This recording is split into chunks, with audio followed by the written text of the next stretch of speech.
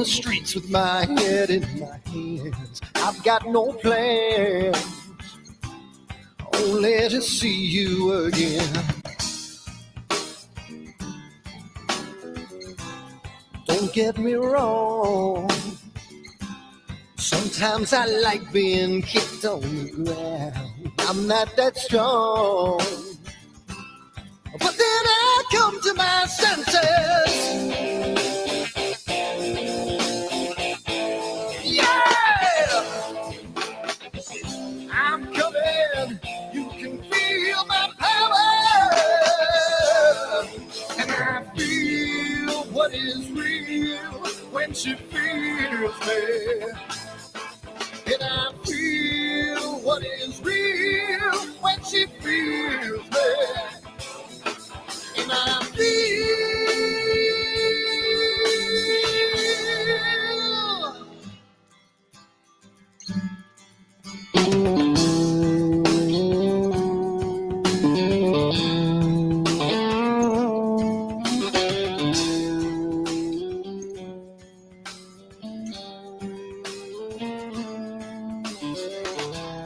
don't be afraid.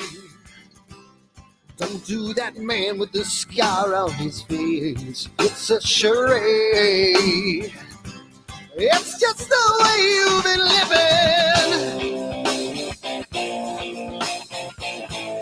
Yeah! I'm coming. You can feel my power. And I feel what is real when she feels me. And I feel what is real when she feels me. Yeah.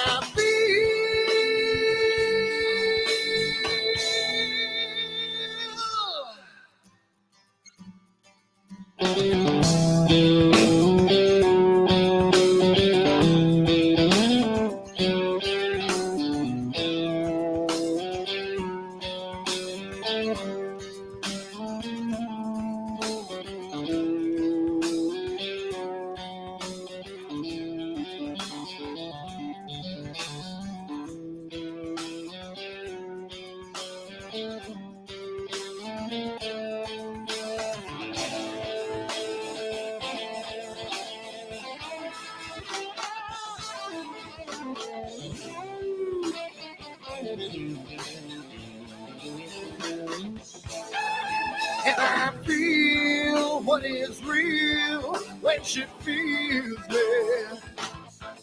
And I feel what is real when she feels me. Yeah.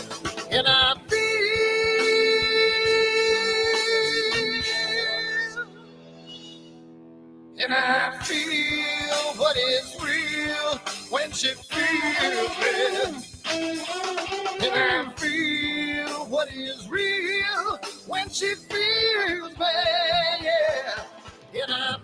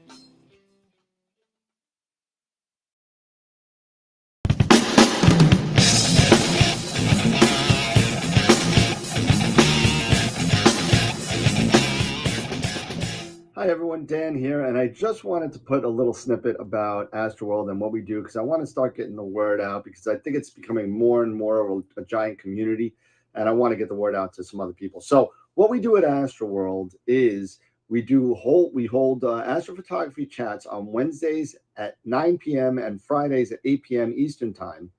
And we just talk astrophotography. Wednesday's more of a techie kind of advanced intermediate, and Fridays is more of a newbie kind of thing.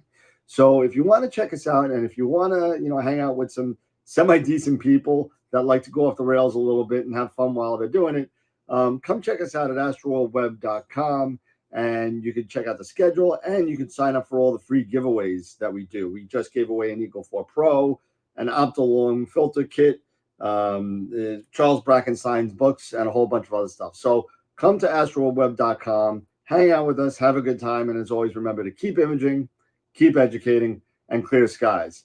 And I'll see you soon. Bye-bye.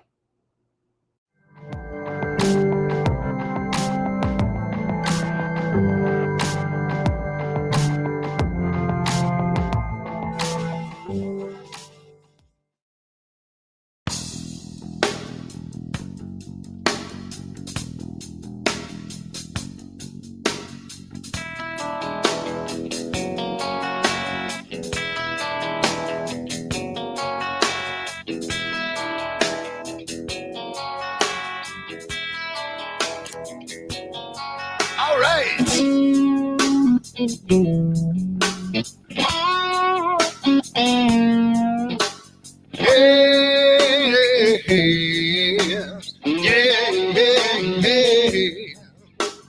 Where did my color go? Got your head in the sand.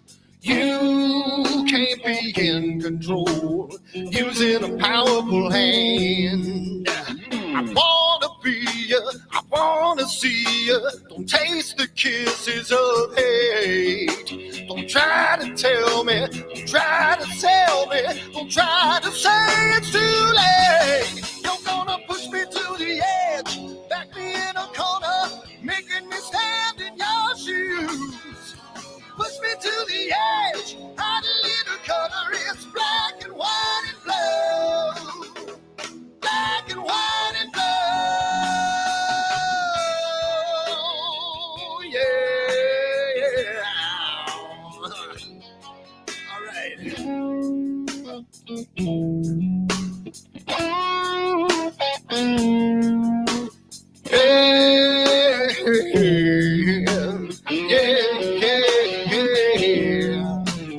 Cat learns to ring a bell. Rat gets free from the maze. We can be taught to love. We've got to learn a new way. I wanna see you, I wanna be you. Don't taste the kisses of hate. Don't try to tell me, don't try to sell me, don't try to say it's too late. You're gonna push me to the edge, back me in a corner, making me stand in your shadows. Push me to the edge, hide a little color, it's black and white and blue. Black and white and blue, yeah.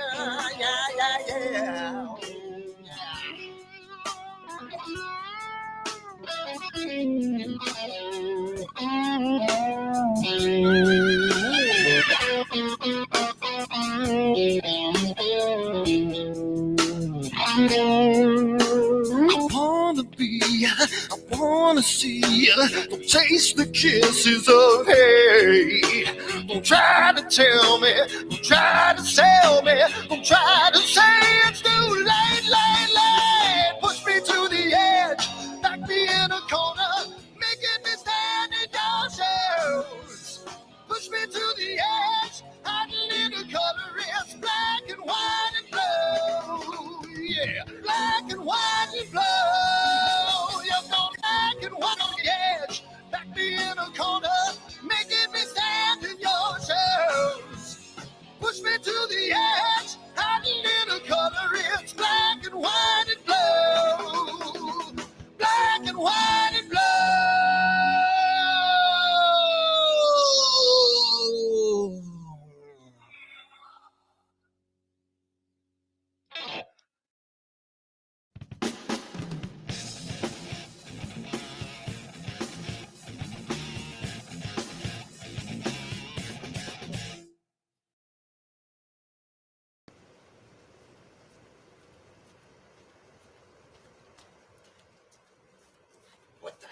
on my telescope now.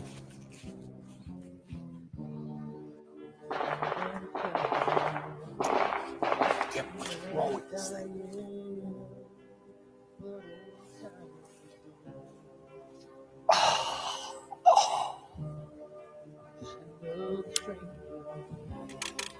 The lost Lone Ranger, can I break this spell?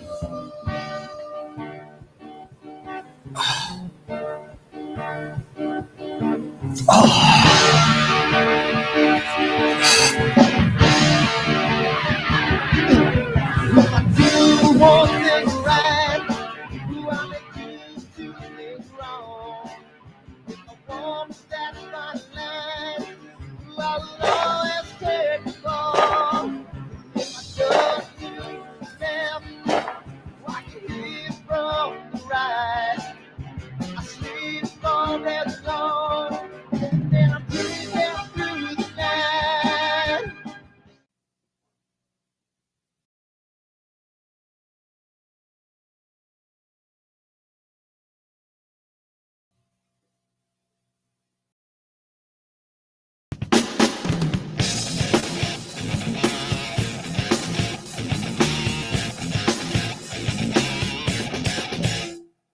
I've seen a lot of bankers, and I've seen a lot of cops. I've seen a lot of lawyers pull out all of the stops. I've seen a lot of children with their parents in their hands. I felt a lot of women who refuse to understand.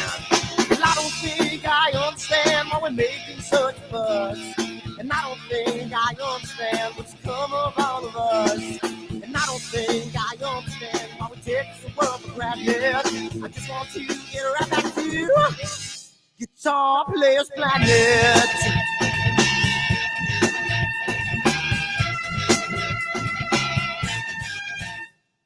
You see it in the papers, you read it every day. The riots and the fires going on in South LA.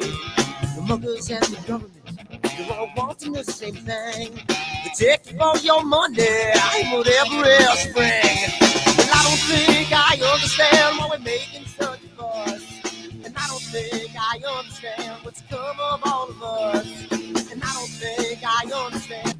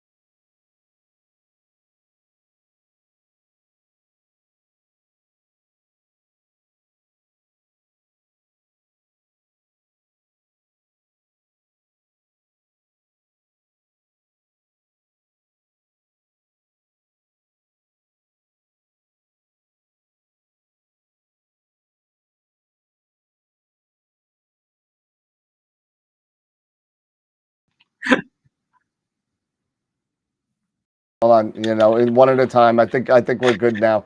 Yeah, we should be good now. Sorry about that. Does everybody can everybody hear me now? Click the button. Click it. Yeah. Oh, there yeah. you go. There Okay. we go. Some There we reason it go. didn't switch on over to the master. I apologize about that. So now these guys get to hear me say this garbage all over again. So I'll skip away. I'll skip about why we're late because nobody cares anyway. But we're here tonight. We had the privilege over the course of NEAF to meet with Wilfredo from Wilfredos Astrophotography. Hit it off pretty nice and said, "Why don't you come on the show?" And you've been around on YouTube for a little bit, and hi, how's it going? What's going on? Tell us about you, where you're from, all that kind of stuff. Hey, so it's nice to meet everyone. From born and raised in Columbia, South Carolina, and again, it's a pleasure being on the show. Thank you so much. And so I've been doing this. Well, I've been born and raised in Columbia, South Carolina. I've been doing this for about 2.5 years. We moved out to the country, and I'd always been looking at the stars for a while, and I wanted to have a telescope, but where we were before, it was just not feasible. When we moved out here, my wife got me a telescope, and away it went. I had no idea that it was going to turn into this, and wow, what a journey it's been so far. It's been amazing.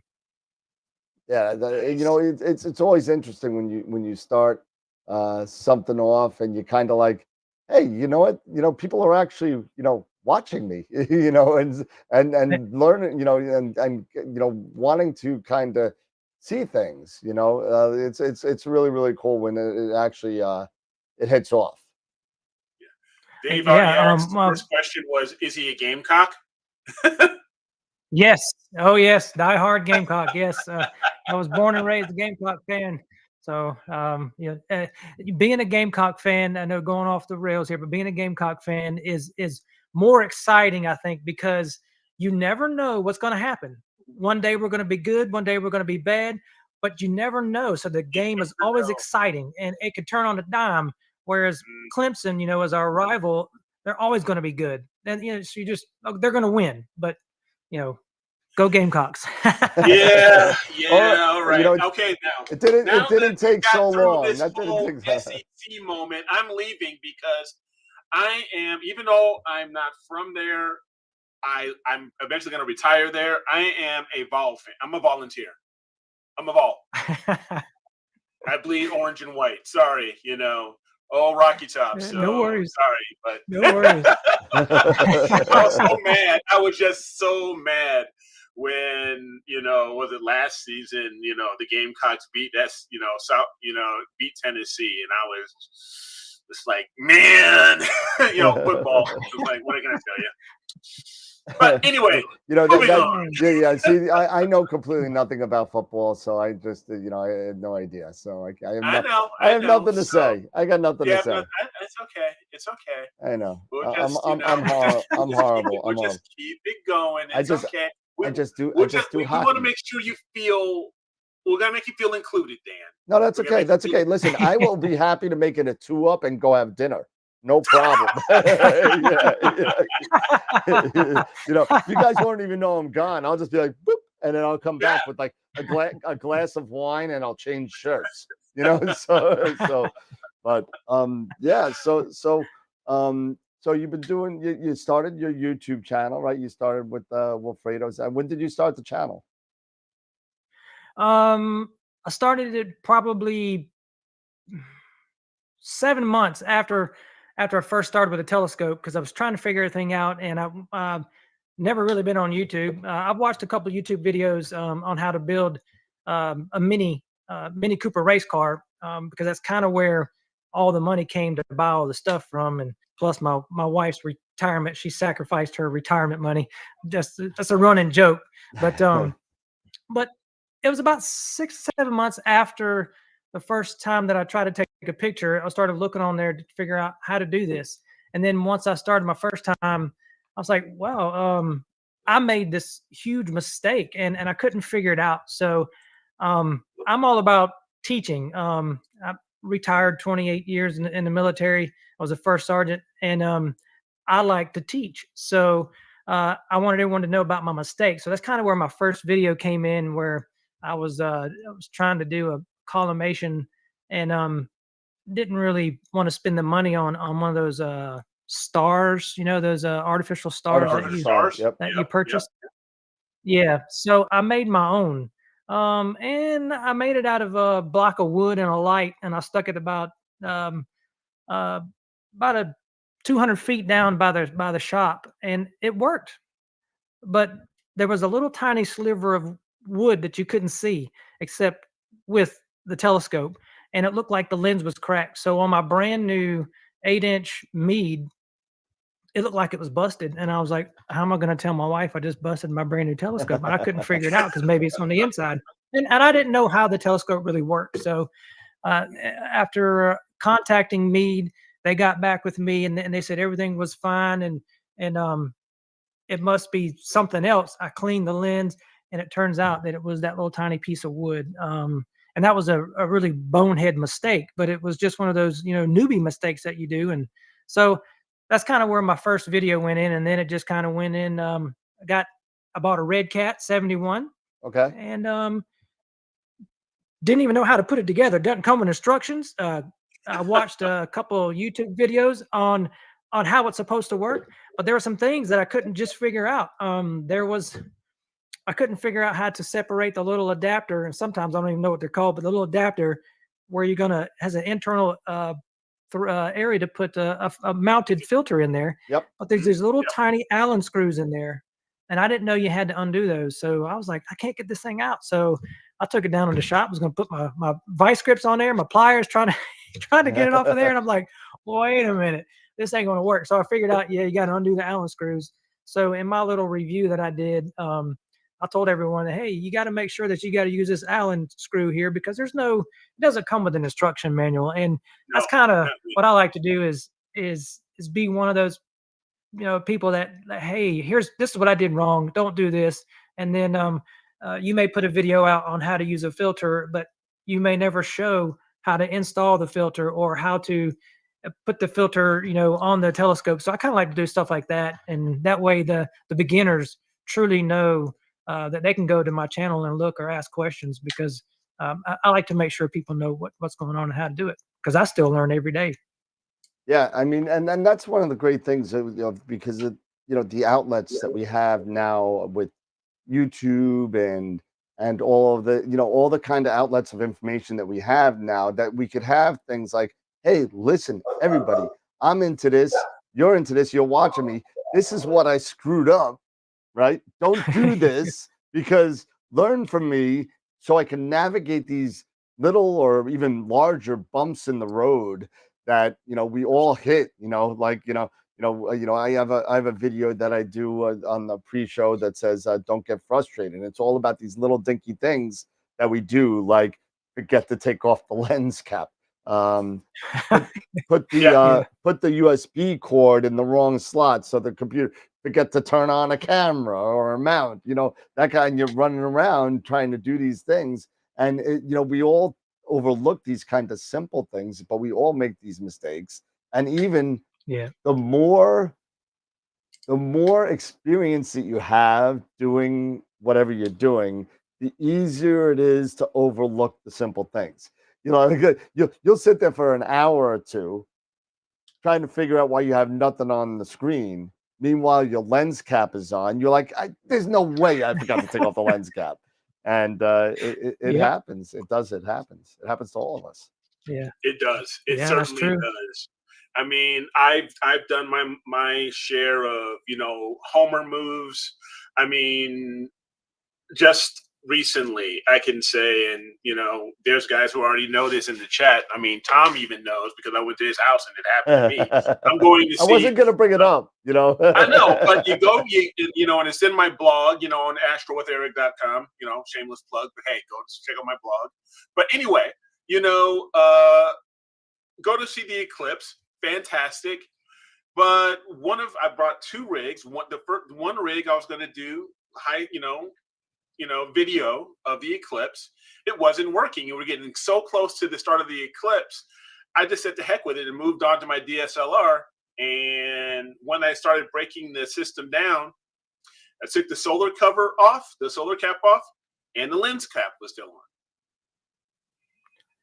Wow. Yep. Yeah. Right in the middle of solar eclipse. Right in the middle of solar eclipse. Everything was working just fine. It's just bonehead newbie move. I forgot to take the lens cap off, and I wasted that whole opportunity. So now I have to spend I don't know how many thousands of dollars to go to Egypt so I can do this again in 2 years. Let me know when you go. I'll go with you. There you go. Oh, my wife is funny, right? So The green cup. Oh, that is That's awesome. That's so sweet. And by the way, it's the green Wilfredo, screen. It's thank my you for picture your- of the heart nebula in the cup, kind of, because Oh, it's a green isn't cup. that So, isn't that nice? Yeah, but that's pretty cool. But again, Wilfredo, before I get even started even further, again, you mentioned that you were a retired first sergeant, so thank you very much for your service. oh yeah, Veteran absolutely. myself, Navy veteran. So this is Military Appreciation Month. If anybody Yep. even cares or doesn't know, because Yeah. we get Armed Forces Week coming up next week. But thank you, for your service. Really appreciate that. Thank you. Appreciate it. And thank you for your service as well. Thank you. Yeah, we have a couple of members of AstroWorld that that have been. I'm not one of them, unfortunately. They told me no, but they said you are too messed up of a kid to be joining the Air Force. So they said absolutely not. So even though I passed the ASVAB, it kind of sucks. What are you gonna do? They put me through it all, and at the end they say no. Hey. I appreciate everybody for their service, and it's really, really. I know Eric, you're in the Navy, you're Yep. first sergeant. I know Simon was in the Navy in his country. Tyler, or what was he? Army, Tyler? Yeah, he was Army. He was Army. Yeah. So we have a bunch of people that I think I'm one of the minorities that wasn't in the service, and appreciate everybody that's also in the chat. We have a lot of people in the chat as well. Yeah. So you've been doing this for 2.5 years, and from what it sounds like, you've got that telescope. You mentioned a Red Cat and a Meade 8-inch. Yep. How long did it take you to actually jump through the rabbit hole? How long did it actually say, I'm going head first into the rabbit hole?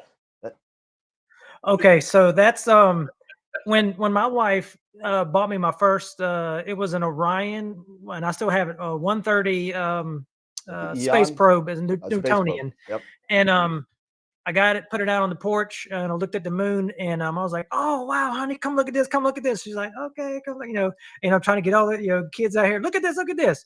And then I was sitting here working one day, and I was like, "How do I take a picture?" So I went online, and I didn't do a whole lot of research, and that's kind of where I made my first mistake. Is I went to the very first thing, which I thought was the best. I'm like, "Oh, it sounds great. It's an Orion deep space camera. It's got to be the best one." So I still have it too. I bought it, and it's this big round looking thing, and plugged it in there. Couldn't really figure it out. But as soon as I got to my very first picture of the Whirlpool Galaxy, and it wasn't in color, it was black and white, but it was so fuzzy and fainted. And I come running in the house. I was like, babe, look at this. This is so cool. And from that moment on, I was hooked. I mentioned earlier, I had a race car, a Mini Cooper race car. When I was deployed, I bought this car, and I was down in Texas for 18 months, and I drove it. I drove it home, and turned it into an autocross race car, and put a lot of money into it, a lot of money. And then COVID happened, and my wife and I, we both got our licenses to do autocross racing, and then they changed the rules to where you can't have two people in the car. We were going to do this together. So then that's about the same time we moved out here to the country. So I got the telescope, got my first telescope, and I said, what if I changed my hobbies and I went into something safer, something that the grandkids could enjoy and I could enjoy as well? And she said, sure, let's go for it. So I sold the race car, and I purchased the big telescope, but in between then I was like, oh babe, please, I need this. Let's go with this. Let me get this. So I got the Meade, and kind of upgraded, to an AVX mount, and I was sitting here earlier, trying to write down all the stuff that I've got, all the equipment to talk about, and I'm like, oh my gosh, I've got 6 telescopes, like 5 mounts, all kinds of cameras. I'm like, where'd all this stuff come from? And I'm like, it's just, It's just appearing out of nowhere. it But, just grows and grows. It does. Yeah, It does. what you see behind me, we talking about Neef. When we went to Neef, I saw the 130 APO back there, and I'm like, I got hands on it. I'm like, I just fell in love with it. I'm like, I got to have this, because I was going to look. We were originally going to get the C14. Okay. We're going to get an observatory soon, I hope, and I wanted to have that dedicated to do some really deep stuff and some planetary stuff, because planets I want to get into, and it really interests me a lot.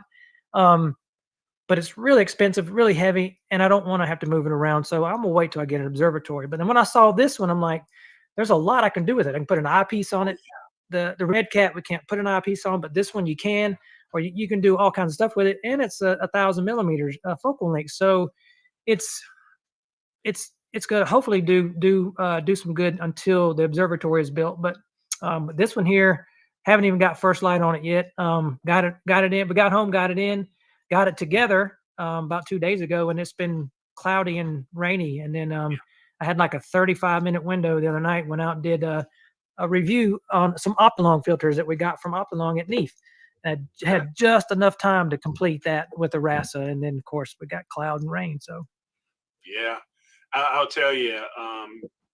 I personally have not used the 130, but those types of telescopes, the 4-inch, 4.5-inch refractors that you have there, that you were going to have a lot of fun. I would say they're very versatile, because being at 1,000, you can still get galaxies very nicely. You can grab galaxies very nicely. And then if you wanted to, you can put on a reducer, make it a little bit of more of a wider field. You can go down to say 700, something like that, 700 millimeter focal length, and still get some great nebulae when we're out of galaxy season. So you got a good one there. The C14, and we have several people that we know.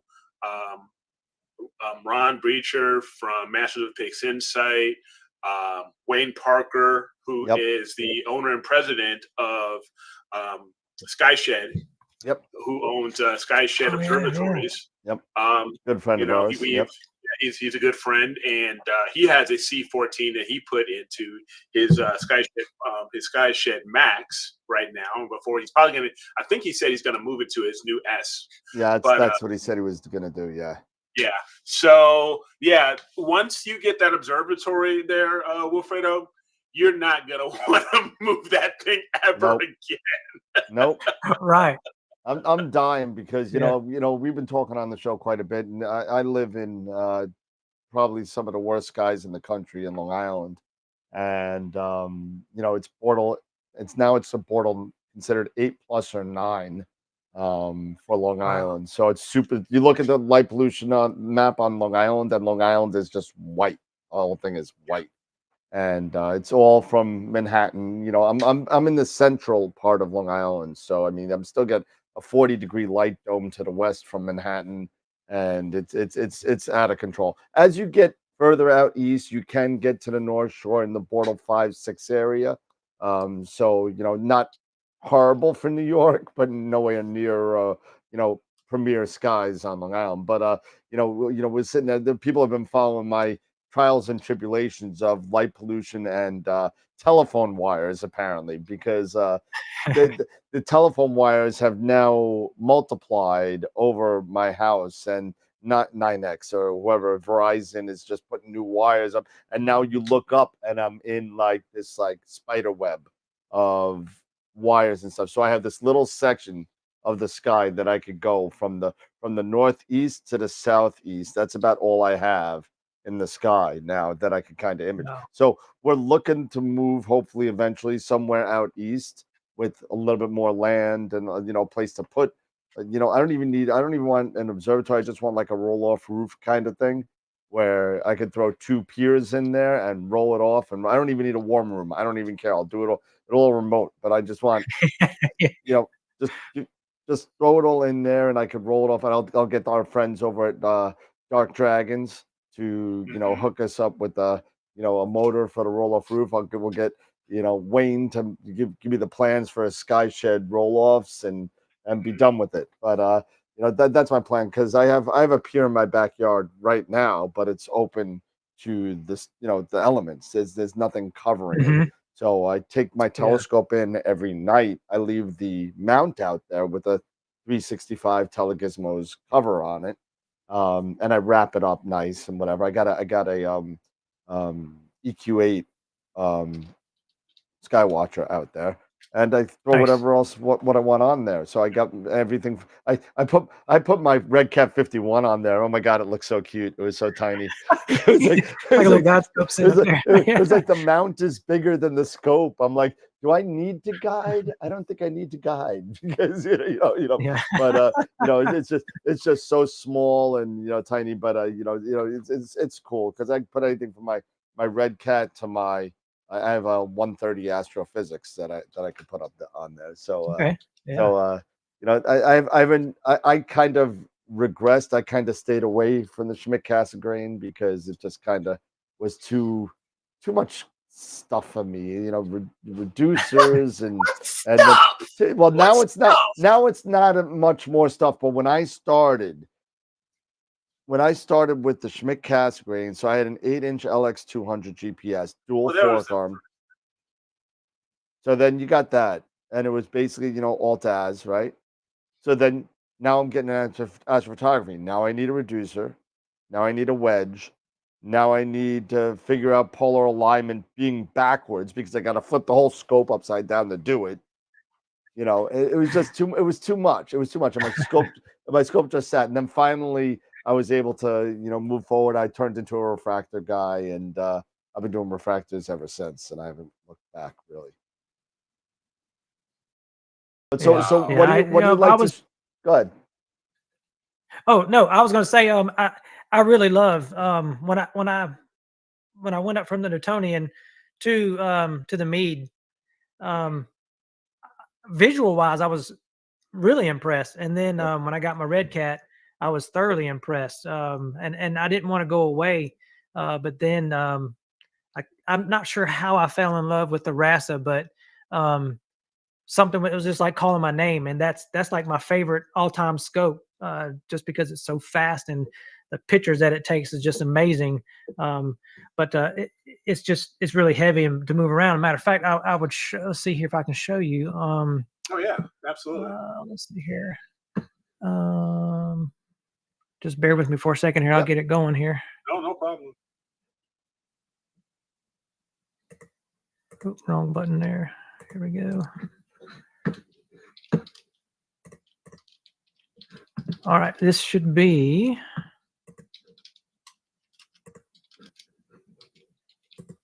There we go. There we go. This is my Rasa setup. Okay. And this is actually when we were at NEAF as well. I had the regular. I think it's called the iRock Light. The Light Rock tripod. Yeah. Yep. I didn't. I don't like that at all.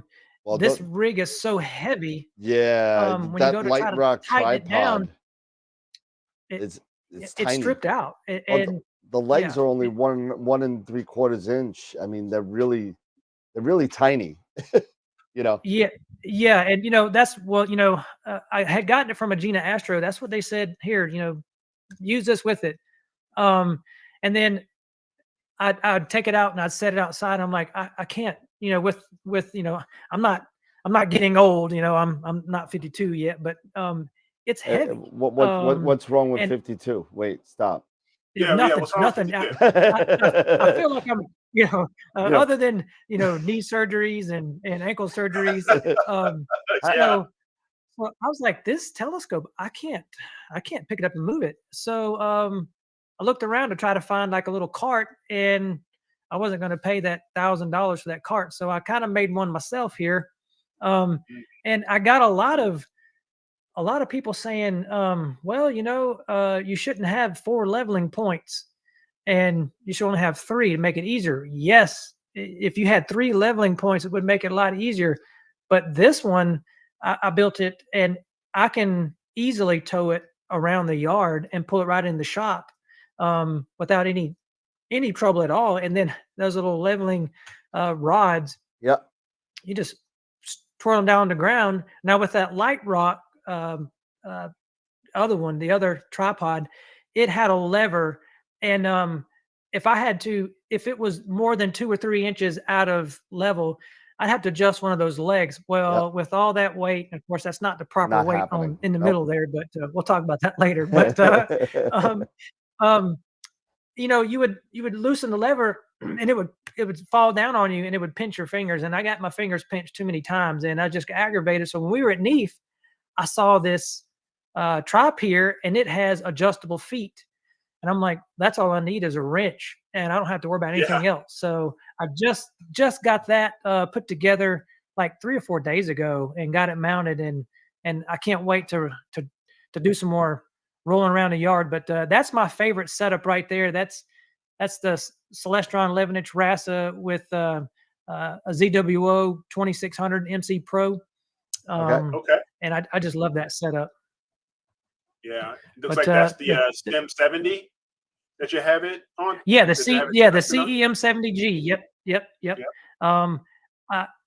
That mount's got all kinds of features on it that I've never used. It's got a internal polar scope camera. I don't use it. I just hook it to the ASI and go. But as said earlier, I'm looking to branch out. So I may have to talk to you about that, because I don't know anything about other than ASI Air, and I don't know how those other computers work. But there's so many different here. options. We could talk about that when we're done with your display here. Yeah, so this is, like you see behind me, it's the 130 APO. Haven't had a chance to use it yet, but I think it's going to be one of my favorites.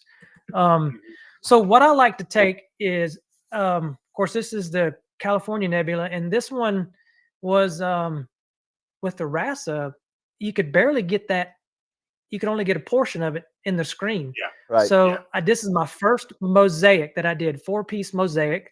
And I couldn't believe I actually got it, because I don't have patience. And I was frustrated for a little bit of it, but I figured it out, watching enough YouTube videos, and it turned out pretty good. But I like the really colorful nebulas, but I really like the galaxies. Those are really fun. This is also one that we shot with the RASA, the Tadpole Nebula. Mm-hmm. Let's see here. This is probably my favorite picture that I've taken.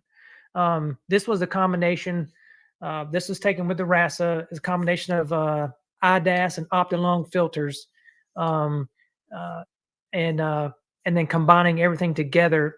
I think it was 4 hours with one filter, 2 hours with another filter, and then an hour with just an IR UV cut filter. Okay. Let's see here. I'll show one more picture, and then we'll just keep talking.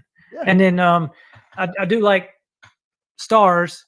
So M45 was a really, really nice one. And all these so far have been taken with the RASA. But the RASA is just so fast; it takes the picture so quick. You only need 30 minutes to get a good picture. Yeah. So it works pretty nice. Let's see here, how to get back here. Sorry. There you go. Yep, You're you're good. Hopefully I'm back. There we go. All right. You're good. You're back. Nice. Yeah. So so I like galaxies. And go ahead. Mhm. Sorry. No. So you like galaxies? Is there what was your probably most well-received video so far? One that you realize, hey, this is because when we do our YouTube videos and stuff like that, or when others, there's such an outpouring, I think, of appreciation for a lot of people because we all go through a lot of the same stuff, right? And then to have people finally put it out there on YouTube, was there a subject or anything that you had actually, experienced, and then you put that out on YouTube, and you got you had a pretty nice reception of that, subject? you know, because maybe other people were going through the same thing, or you know, they had this aha moment. I'm not the only one. Yeah. The one with the red cat. How to get the red cat going and the filter issue. There was a couple people with that, and then uh, it was, I'm not sure if the proper term, culmination. With the the SCPs. collimation. Yeah, the collimation. Yeah, collimation. Yeah. There was talk about how, you know, I had that little piece of wood stuck in there, and a lot of talk was offline on hey, that how do you do that, and how do you know what's perfectly in the center, and you know, can you do you go focus in or focus out, because you know you can go past it or beyond it, and I don't know the technical term for it. So there was a lot of talk about that, and so I think those two were probably the most questioned that I've got, you know. And Okay. hey, thanks, because I ran into that and I never knew. And of course, I learn stuff every day, and I still trying to figure out the technical terms for everything. I'm like, this little That's thing over okay. here, what do you call that? When I'm trying to order it, they're like, you mean this? I'm like, yeah, even this up here, to mount the guide scope here.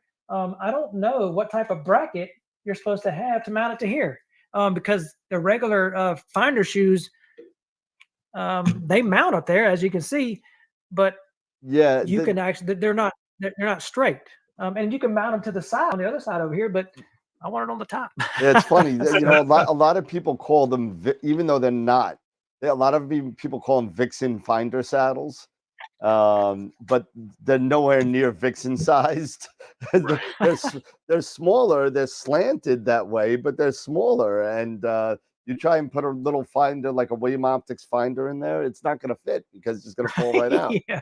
You know. So, Yeah.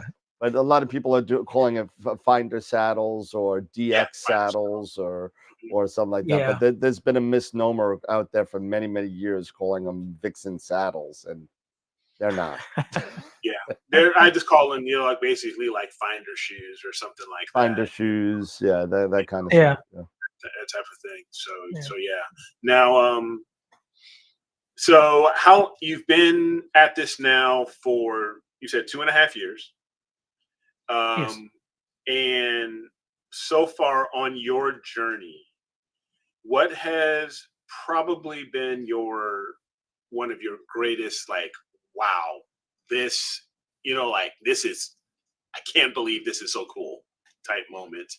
I'm sure you may have quite a few of them, but maybe if you want to pick, you know, one maybe that may come close, you know, the fastest may come to your mind, you know, and stuff like that, because I know we all have those. Yeah. So I think seeing the M33 for the first time, like the picture we were just looking at, because the first one I took was, well, it was horrible. You know, I mean, I could just barely make it out, and trying to get things just right, and don't know about, you know, still learning calibration frames and how to get all that stacking done. But I think it's a tie between seeing M33 like that in all its glory, and then the sun in H alpha. Yeah. Because I have a Coronado PST, and for the last few months before the eclipse, I was getting into solar stuff and trying my best, and then I went from just being able to take a regular picture of the sun in white light or regular filter, and then going to H alpha, and then even seeing it in H alpha, trying to figure out, well, how can I improve this? And then, like, we'll see in just a minute, a picture of the sun, and it's not, by far, it's not like an amazing picture, but from where I was at to what I think it is, it's pretty cool. And it's like, wow, look at this, because it makes me want to go out and buy the $8,000 telescope so I can sit there and do solar research all day long. Right. Because it's, but yeah, matter of fact, here I'll show you. Yeah, that why real don't quick, you go just ahead and so- pull that up? Yep. Yeah, that would be an awesome one to Okay. see. Here we go. Let's see. 1 second. Let me get this other screen out of the way. No problem. Now, while you're doing that, what are you using for your post-processing right now? Are you using PixInsight or are you using something else? So I use a bunch of different ones. I started out with Photoshop, trying to figure that out, and then I was on a budget and I didn't want to spend the money for PixInsight, and I got the free license, for 45 days or whatever it was, and I got it again. And during that time frame, I got so frustrated with it, I just quit. And then I just took the time and I started doing one thing at a time to figure out how it worked. And now I'm hooked. I like PixInsight. There's been some issues with it. So I met, I think I'm bad with names. So if I get his name wrong, I think it's Ian from Ogma. I think, or Juan from Ogma. He mentioned Cyril. Yep. And I came back home and I tried Cyril and it fixed my problems. So right now I'm using Cyril, PixInsight, and Photoshop. I use all three to do all different things. But I think by far the easiest one so far is PixInsight so far. Okay. Yeah, you'd be fine as you go through this entire kind of thing, and as your people start hitting your YouTube channel, you'll start to see, if you haven't seen it already, how many people use a multitude of different software packages to get the result that they want to get. Because sometimes, I'll just use I'll just use PixInsight the whole time, and I'm not that kind of technical on what I kind of need to do, but a lot of people find that the curves and levels and the fine adjustments in Photoshop are a lot more user friendly, and you could get a lot more out of it. You can really tweak it a lot better. Than it's not as automated as a PixInsight. And same thing, like Eric uses what do you use? Tom just threw it out there. Eric uses PixInsight just for Blink. Oh jeez, yeah. So Eric has been getting the butt end of this stick for years, and we haven't let it go. Eric purchased PixInsight a couple years back, and he spent whatever $300 for the software. Whatever the cost was. And for about 2.5 years, the only thing he used it for was Blink, and he used APP for everything else. So Wilfredo, I'm right there with you, because like you said, like you're saying, like with Cyril and Photoshop and PixInsight, I was the same way. I did a little bit with Photoshop. I'm still not very good at Photoshop. I'll say that right now. I just suck at Photoshop. I can get some of the layering stuff, but let's be honest. I bought I don't know how many different plug-in tools, Annie's tools, or Carboni's, and the whole thing. And I still suck at it. Yep. So I said, there's got to be a better way. There's no amount of macros that you could put out there that's going to help you. No. So then I went to, then I discovered AstroPixel processor through another one of our fellow astrophotographers. And congratulations to her and her wife, Stacey. I was going to say, you beat me to it. So congratulations. And she introduced me, as well as her other YouTube followers, to AstroPixel processor, which is for me, it was like, bam! It was like this is awesome, because it's basically 6 tabs. You follow 6 tabs, and then you have a photo. Okay, I can follow. I'm that smart enough to just tab 1, tab 2, and just I can follow those. I'm gonna screw. I'm gonna screw. Don't you I go can't follow those 6 tabs. I Don't you can't. I can't do it. I can't figure it out. It's too much. I can't do it. It's Yeah. too easy for Dan. I okay? couldn't figure it It's out. too There's easy too for him. much stuff there, and you just give me a button and push it and dump the Just give me photos a in. button and Press push it. generate, and I'm done. You know, Yeah. I'm okay. So I'm right. So and then so yeah, I was using, and then I bought Pix Insight, and I said eventually I just got intimidated by it. It was just Yeah. so It's easy overwhelming to do that. Yeah. to get Yes. intimidated and overwhelmed. And I said, you know what? APP, I just got to follow 6 steps, and I'm done. And I'm practically done. Right. Except for noise reduction, right? Yeah, except for noise reduction. That's when I will throw it in. I would throw it into like either I'll throw it in the Lightroom, and then I would do a lot of my noise reduction in Lightroom. But 6 tabs, I make my tweaks here and there, and then hey, I'm good. But it's only been probably the past year that I've really gotten proficient enough, maybe a year and a half, that I've gotten proficient enough in Pix Insight to say, okay, I kind of know what to do here. I still don't know, and I'm gonna ask, like Sean and others, and I'm gonna even ask you. It's like it's like there's so many different processes and modules and things like that. I sometimes get so frustrated. It's like, what will really, because there's so many things. It's like, what will really work in this type of situation? Which one will work best in this particular photo? Will this mask work, or will this mask, a game script mask work? Will a range mask, or this kind of star mask, or an AC, AC DNR lightness mask? It's like mask. I'm like, just boom. I'm like, I'm done. I'm going back to APP or whatever. So it was just those things. It's like he's really, the smoke starts to come out of your ears. It's like you just go nuts, right? With all of these things. And it's so easy. It's kind of like one of those things, like there's book after book after book after book. I mean, you got RBA, you got Warren's Inside Pix Insight, you got the puppy. You got the puppy.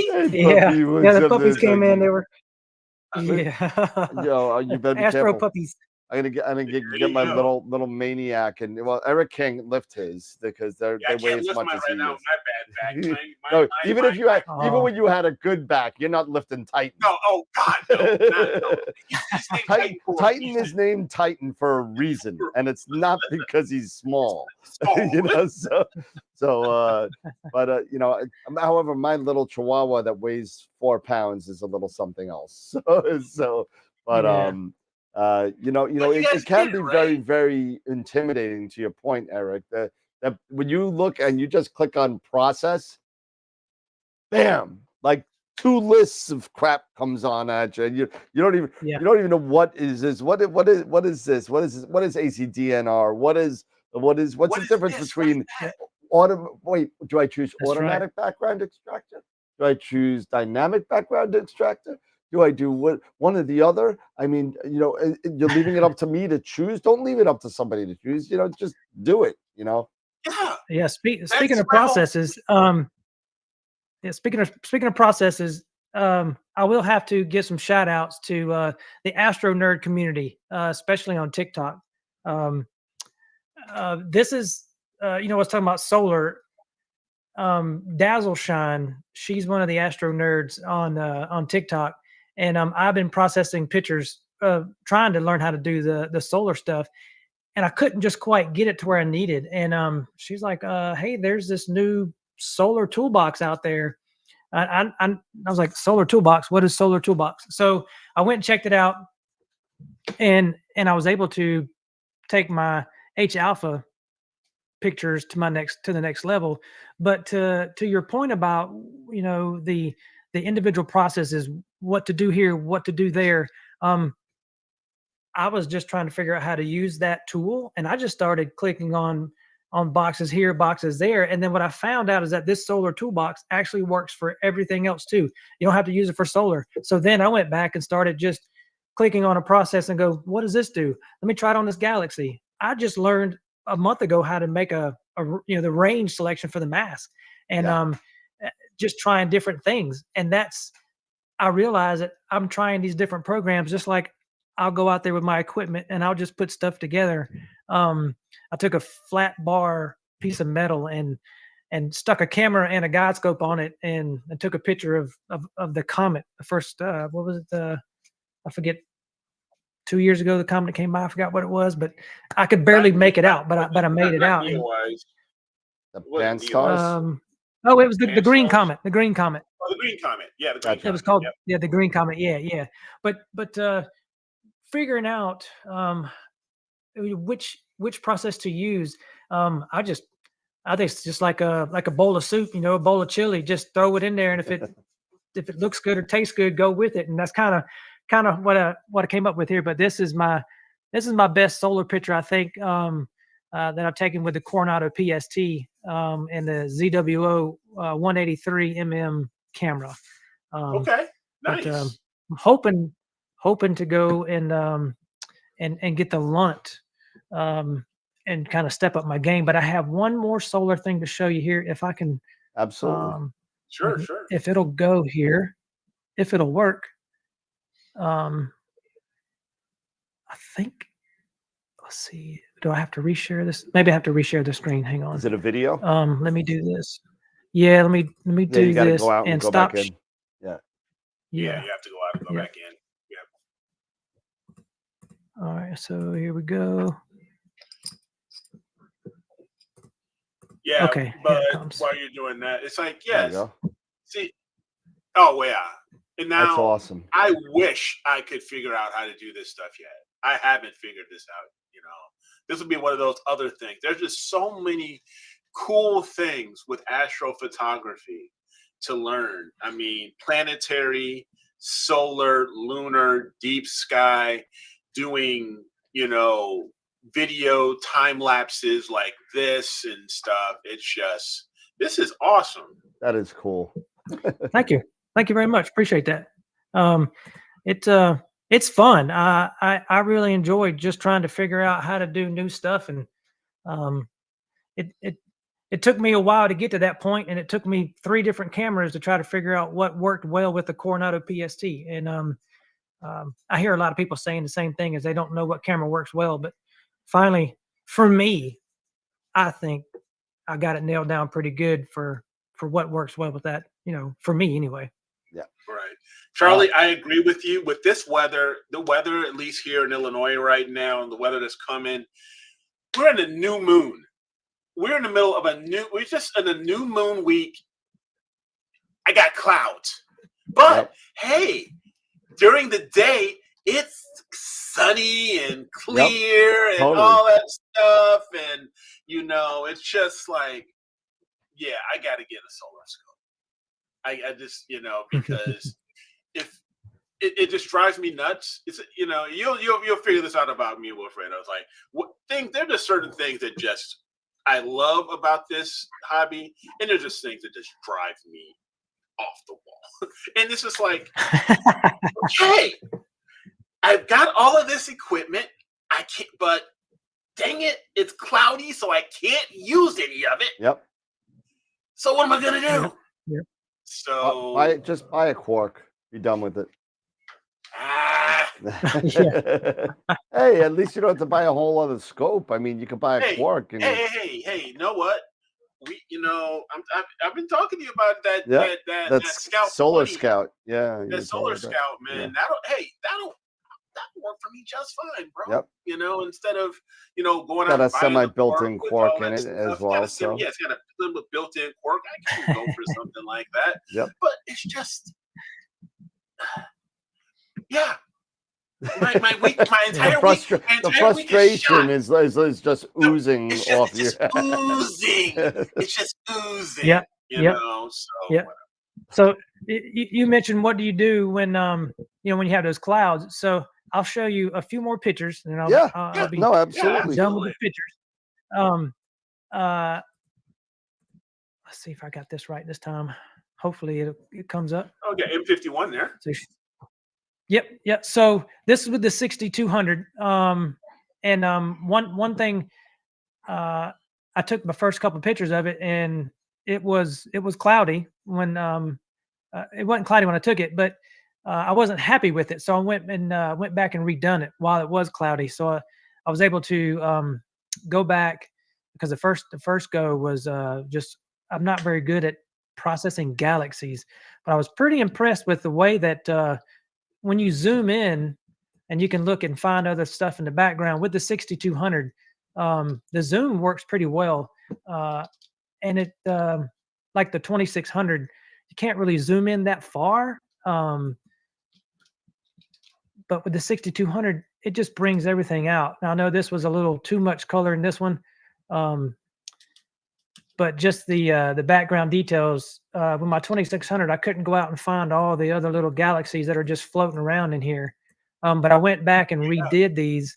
I watched a video on how to reprocess my galaxies. So not much for the color, but to how to get it to stack, because I was having problems with PixInsight stacking. So this was a serial stacked image. And then just one or two pictures from the LX85. This is the Sombrero Galaxy. Nice. And I took this one right off of this one was done with no filter with the 2600 camera off of that 8-inch Meade. Let's see, this was the 8-inch Meade as well. This is the M106. 106, yeah. Yep, 106. And then I think I got one from the Red Cat in here. Well, there's a couple moon pictures. I'm trying to get into planetary and some other stuff, but there's just a couple moon pictures there. Nothing really special. I think that was with the Meade. That was my latest. And here's one of the things. I kind of do things like some people will say, you take that picture, but it's upside down. It's upside well, down. to me, it looks better to me this way. It fits better to me this way. If I flip it around or turn it, if I do a vertical flip or horizontal flip, to me, it's kind of like art, and it's in the eye of the beholder. So some people are like, well, that's really cool. Or, because what I'm planning on doing is taking, I don't know what it's called, but the section that's over here, trying to zoom in on it, this piece, I'm going to try to get that zoomed in and do just that as a nice framed in shot. But this is the Red Cat 71. And I went back, I think I took this last year, and I went back and redid it because I wasn't happy with it, but I was able to draw the colors out. But this is probably my best Red Cat, but this is only like an hour and a half, I think 2 hours max image time with the Red Cat. And this is with the L Quad Enhance, I believe, Optilong L Quad Enhance filter. But I'm really impressed with the Red Cat. Yeah. William Optics makes some really, really good scopes. I have one myself. I've had several of them, and we won't go down that bad story of that. You got a couple of bad stories, Eric. Yeah. It's that whole thing when the wives say, "Hey, honey, I want to get this new telescope." "Oh, really, honey? How much is it?" "Yeah." "So what are you giving up? What are you getting rid of? What are you selling? Yeah. What are you selling? What are you giving up? Yeah, what are you selling?" Yeah. One thing I am giving up, though. I don't know if we're gonna. I got too many cameras, and I got the Meade. I'm gonna get rid of the Meade and some cameras. So I don't know if we're gonna do like a raffle or a giveaway. And Really? Try to find a. I haven't figured that out yet, but maybe find somebody, because I heard somebody did this before in the Astro nerd community on TikTok, where they gave. A beginner was trying to get in, and somebody gave a telescope, somebody gave a mount, somebody gave a camera. I don't plan on using the Meade anymore. I loved it and it served its purpose, but now, I'm going to move over to the APO here, and I've got the RASA and the Red Cat, so it's just going to sit there and collect dust. So still got all the original box, all the original parts. So I've got to figure out if I'm going to let the AVX mount go with it, and then of course I got 1, 2, 3 planetary cameras that I don't need, but I have. I mean, I do need them. I don't want to say that, babe, if you're listening. I do need everything that I have. Let's put that disclaimer out there right now. Yes, I do need it. But I would be willing to probably, put it together for a giveaway to help somebody out. Because in the beginning, I'm very fortunate, and my wife and I we're very fortunate. So I was able to get what I have and to start off, with getting rid of the race car and stuff. But this hobby is expensive, so we're, maybe I'll talk to y'all, and maybe you give me some good ideas, in the future about what to do. And if you're so inclined and you're looking to donate stuff or anything like that, take a look at Carlos Aragon, Reach for the Stars. He has been on the show before a couple of times, and we did a couple of fundraisers for him. And he's got a really great story. Get to know him. Him and his wife have been running this nonprofit organization where they use astronomy to help children get through their anxiety, ADHD, any sort of issues that they may have. And they use astronomy to do that, which is actually pretty cool. So take a look at that. If you want to do something for your channel, knock yourself out. But if you want to, if you're looking to get rid of some stuff, they will always take donations. Trust me. So. Yeah, absolutely. And and awesome. Carlos and his wife who run Reach for the Stars. They're also they're Air Force veterans. Yep. And they have a very, very cool story of how, how they got started with Reach for the Stars. But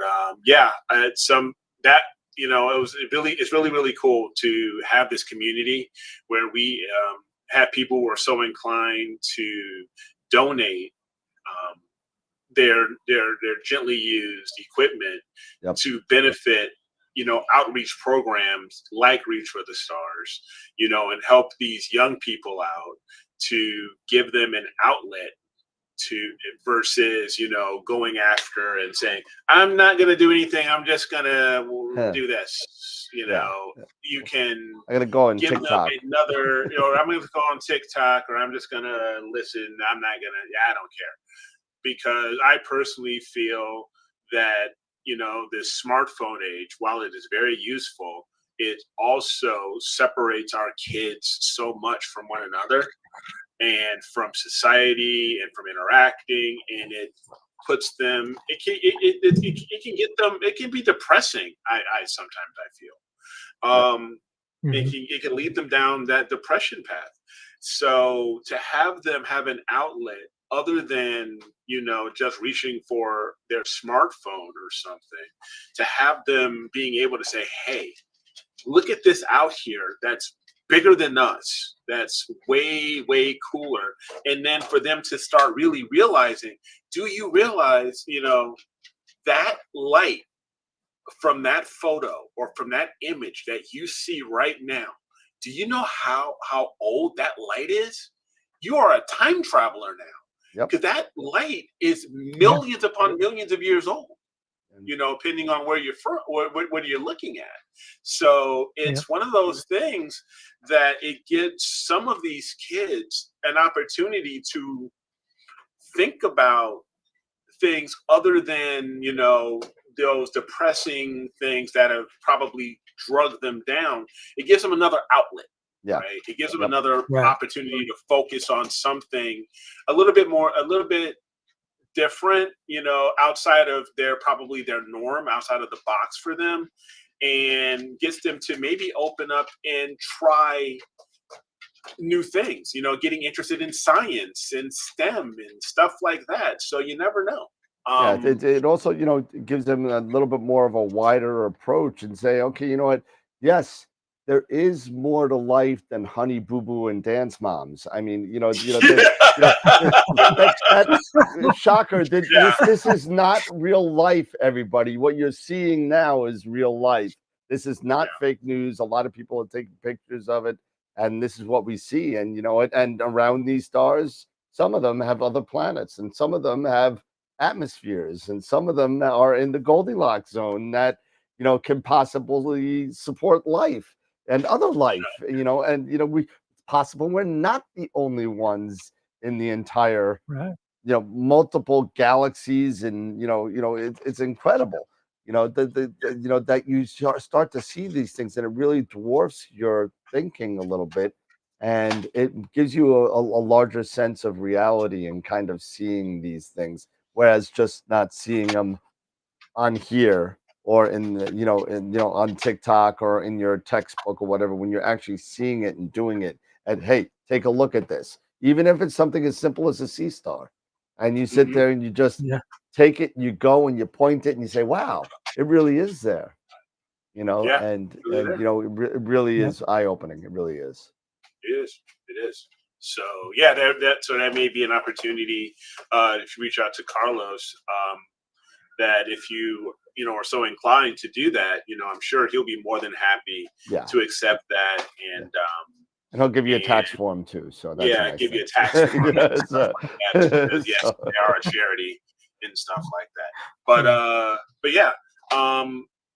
Now, one thing that I've noticed is with some of your photos, we all go through these learning stages and stuff like that.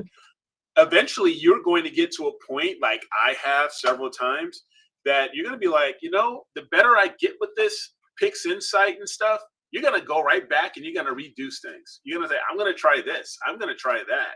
So, I mean, that's what I'm saying. It's like, and I'm going to share my screen here because I want to make sure that I share this with the guy, with everybody. I want to maximize these. What did you do, Eric? What did I do?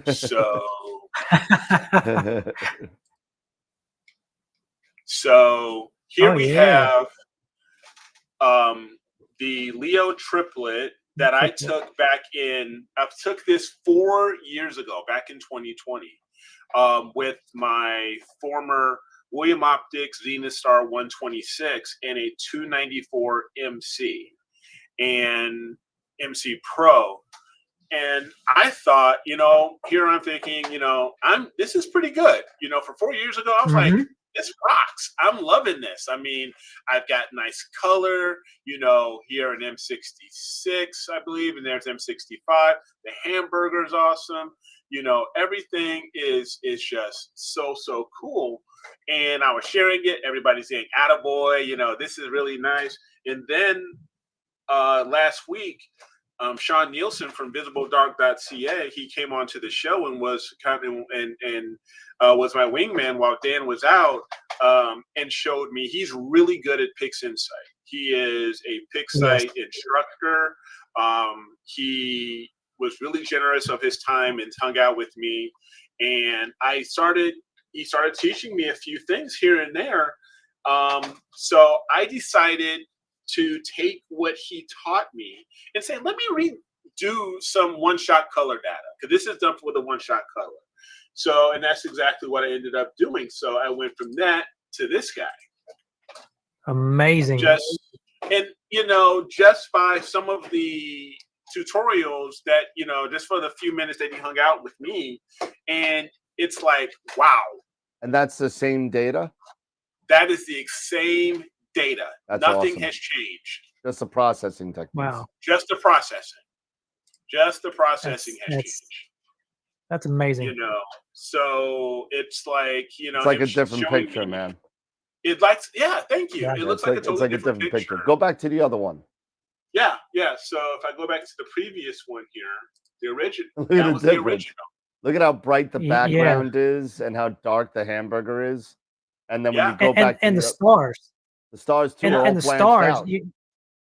You're gonna have the color corrected stars there too. Look at that. And, I mean, just the the detail of the hamburger, and it's this, the halo of the hamburger, the faint halos you get, as well as the stars, all of that just from his, his assistance and his tutorial, making me rethink I can do things better. Because to be honest, this previous photo, I processed this with Astro processor, I think, and Lightroom, because this was the moments where I was intimidated by PixInsight. But to go from that, to this, I'm like, wow, okay. Yep. I can really do some, we can really do some work. So hold on to that data that you have.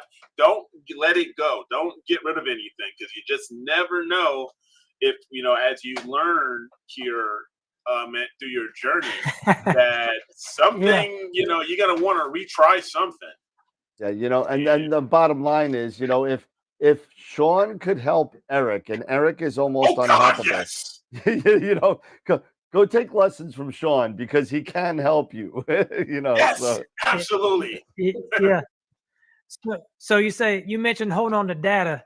So I went out and bought these 4 terabyte SSD drives. There you go. There you go. One to hold all my data on, because the hard drives were. This is my second laptop that I'm on, because I've been out in the cold, freezing it, and then moisture, and anyway, it wasn't good enough. So I bought those. So I'm keeping all my data, and I tried to go back.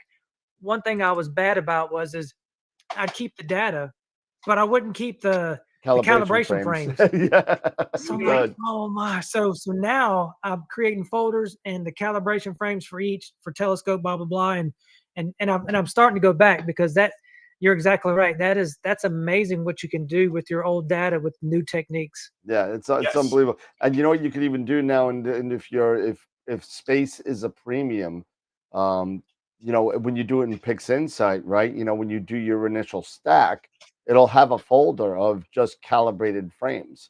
So you could just save the calibrated frames folder and then move it from there, and then you don't have to save all the calibration frames, unless if you want to do it all together. You could just save the calibration frames and incorporate them all later. You could do that as well. Oh yeah, no, yeah. When PixInsight's done with the stacking, one of the reasons I had to get one of those is because using the 6200 camera, it required 340 gigabytes of space to be able to stack, and I'm like, my hard drive's only 500. It's not going to work. Windows takes 60, and but yeah, no, it's definitely an issue, and what a lot of people have been doing, including myself and Derek, we actually built our own little NAS kind of hard drive enclosure that is network driven, and just dump it all in there with double redundancies. So if they make copies of each other automatically, so if one hard drive crashes, nice. It saves, and it can get expensive depending on how much hard drive space you want. But I have 40 terabytes underneath. Wow. But I'm only using about 17 or 18 now, and that's with everything, with all my home files and everything, saving everything that I possibly could save. But you could access it over the web. You could download stuff. You could do a whole bunch of stuff with it. So in the future, if you start getting more and more data that you get, you're just compiling. You may want to think of getting maybe even a 2-bay or a 4-bay hard drive enclosure and just throw it on your network. Yeah, absolutely. Yeah.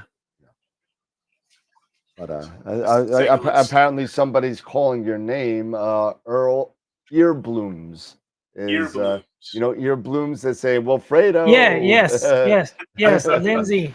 Hey, Lindsay. Thanks for stopping by. Looks like she's Sarah too is saying hi.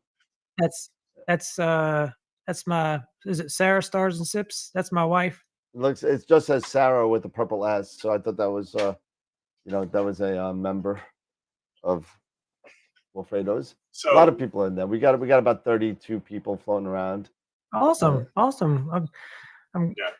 very thankful that you all have me on here, and very thankful that appreciative of being here and everybody stopping by. So thank you. Absolutely. Absolutely. And if you ever decide, and I'm not wrapping up or anything, but if you ever decide that you want to, hey, Dan, I want to come on, I want to show this, I found this, feel free to hit me up on email and say, if I have the next Wednesday's yours, you know what I mean? And then that's Wednesday night is Awesome.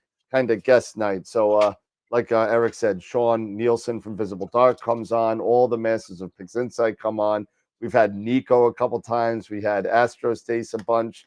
We had Amy Astro. We have a bunch of guests, and all we do is live shows here. Eric does a lot of content on his Astro with Eric YouTube channel. Yep. So he's building that section of his business up. So that's always kind of cool. So sooner or later, AstroWorld telescopes will come out with content if I ever have any time at all, which I don't. But it's because we as from Neve, we turned retail last year, and we're dealers of anything you could think of pretty much. And it's kind of been an interesting year. This is the first full year of our the business and the business side of it, and it's been really cool. So check us out on shameless AstroWorld telescopes plug. Yeah, and matter of fact, I'm going to be hitting you up pretty soon because I want to know more about the and forgive me if I mispronounce it. It's Primalucia Lab. Is it the Eagle? I believe it's the that whole computer system to replace the ASI, because I want to go and support another company, Ogma's, with their camera. I don't have a dedicated computer I can sit and run everything, and everything is run off the ASI Air. So I'm going to need something different to run it if I go that direction. So I think I did watch your video of the new version that came out. The one that can do everything, and include make your breakfast. Yeah, So not yet, but depending on how hot you run it may be able to fry an egg. But but no, it doesn't run that hot. They're 12 volt chips in there, so it's not a big deal. But the one I just showed is my older Eagle 4 that I was upgrading. I do have an Eagle 5 XTM, which is the top of the line model, which is it's an AMD processor. It's fully loaded. I'm actually not fully loaded. It's only got 32 gig of RAM, but it's upgradable to 64. I got that coming, but I had to get my Ubiquity first. So I mean, I had to get that. I had to fix my outside access point. It wasn't picking up the network for some reason. I guess it just fine. I had an ingenious outside access point, which has been working very well for a good 4 or 5 years, and it just crapped out. So I mean, I don't know what happened, but this was on sale for $169, I think. So it's a Wi-Fi 6 outside access point. So I said the hell with it. It was on sale on Amazon. But the Eagle is not cheap. It's not cheap at all by any means. So it's definitely one of the most expensive. There are cheaper options out there if you want to add different things together, like a Melee plus a power box plus you're not going to have you have the eye, so the sky quality meter, you have the altimeter, you have the power bridge, which is awesome. You have 10 USB ports, you got Thunderbolt ports, you got so much, you got GPS, you got Wi-Fi, you got everything on this thing. You don't need anything on and once you're done, you don't need anything. It's just in a nice little box. The only thing that I would tell you to get if you're going to get an Eagle is get the Echo as well, which kind of runs your dew heaters automatically, which is kind of sweet.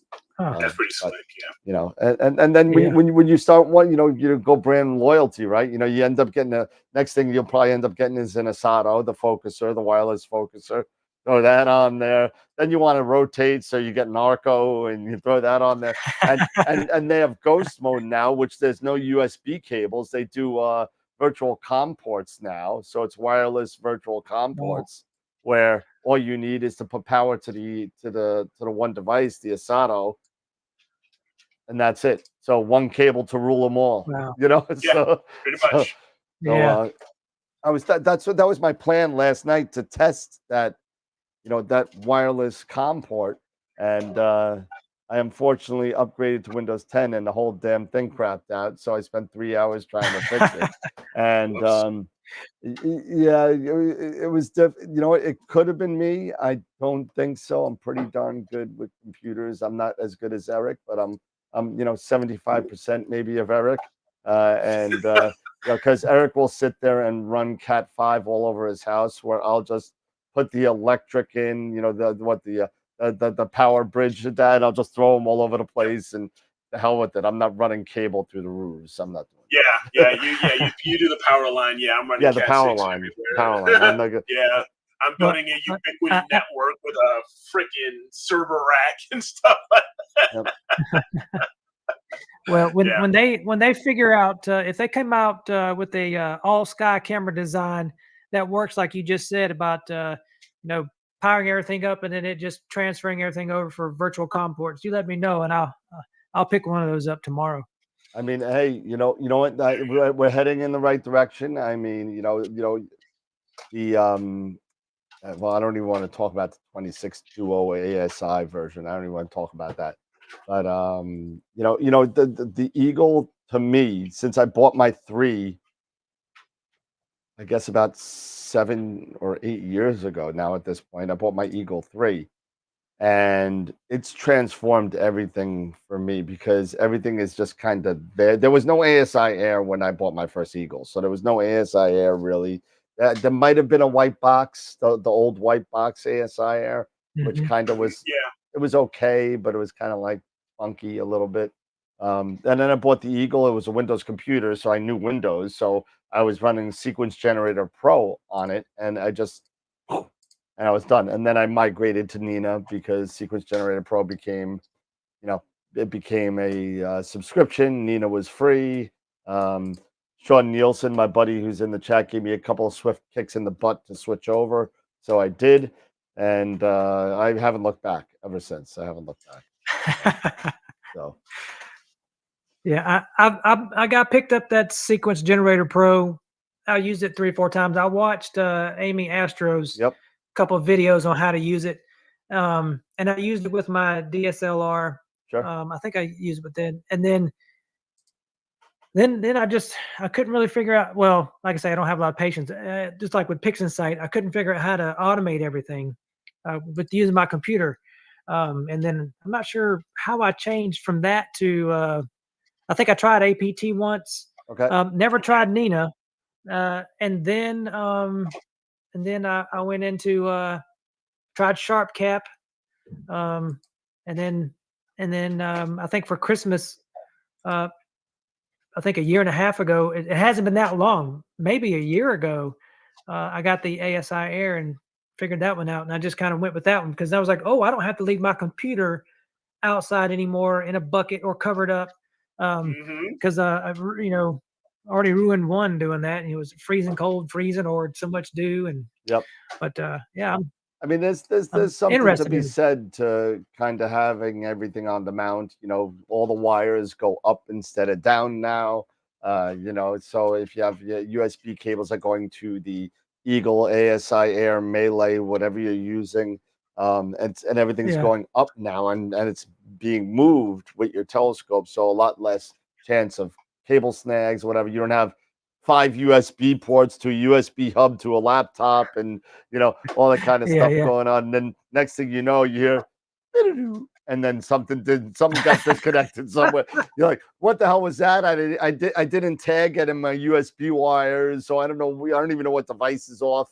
It's kind of those things that we all kind of went through, that now we don't have these type of hurdles that we have to jump anymore. But now they're coming out with all these virtual ports and USBs and all this kind of stuff now, where you got You got Ascom Alpaca now Yep. coming out, where getting more and more traction, where mounts and everything are driverless for the most part, where you don't have to worry about drivers or different types of communication through another platform. It's pretty darn interesting. It's a great time to be into this, because so many things are changing so fast, let alone like the the harmonic revolution and all that kind of stuff. So Yeah, I'm pretty pleased with those. Go ahead. Sorry, go ahead. No, what I was going to say is another thing that has been so cool has been, I don't know if you have caught Galactic Hunter, Antoine and his wife, as well as Bray Falls. Yep. And Bray is now starting his own business, doing remote observatory, setting up a remote observatory in Texas. And Antoine and his wife, they put their RASA out over in New Mexico. Some gentleman started his own small observatory business, remote observatory business in New Mexico. And they are, these are starting to pop up now. Especially, for us people, and especially like for you, Dan, if you were ever interested in doing something like that, you're probably not. But if you're ever interested, and you were getting sick of those Portal 9 skies, and you wanted to move one of your, rigs out to these spots where you can get Portal 1, Portal 2 skies, and to be able to image, 200, 300 days out of the year, at some point. Yeah. And now the cool thing is that I haven't inquired yet, but a lot of them, at least Bray was, his was talking, a couple $100 a month for hosting, which all in all, for his, what he was talking about, doesn't seem so bad. It's not in my budget just yet, but it could be. But it's just that when you are in these types of light polluted skies, now unlike you, Wilfredo, you're in much better skies even than I am. I mean, you're in a Bortle 4. I'm in like a Bortle 5, 6. Getting closer to 6. You're in almost like a 10. I mean, you may as well just call it a 10. See my face right now. I'm actually outside. Exactly. It's getting to that point when we're dealing with these issues with light pollution, and now you have LED lights that a lot of the cities are transitioning to because they're more efficient. But however, you can't filter out a lot of the light with our filters that you used to be able to, like with the sodium filters and stuff like that. But long story short, these types of businesses seem like they're starting to pop up and catch a little steam, right? They are, and there's a lot more now than there have been even 2-3 years ago. And a lot of them, because there's a lot of prime real estate in New Mexico that nobody wants. Exactly. You can't grow dirt in the desert. I mean, that's you can't do nothing there. There's no water. And to get water to there costs too much money to do. To get it from the nearest cistern, wherever that may be. It would just be it wouldn't be financially feasible to do that. Unless if you're like, somebody like, I don't know, the Branson that's flying people into space for no apparent reason whatsoever. Maybe he can figure a way to get water to the desert. But that being said, I mean, there are other, like you said, Bray Falls and others are starting to open up these things. I mean, it originally started with iTelescope and Telescope Live and SLU and certain other ones that are the bigger ones that are out there.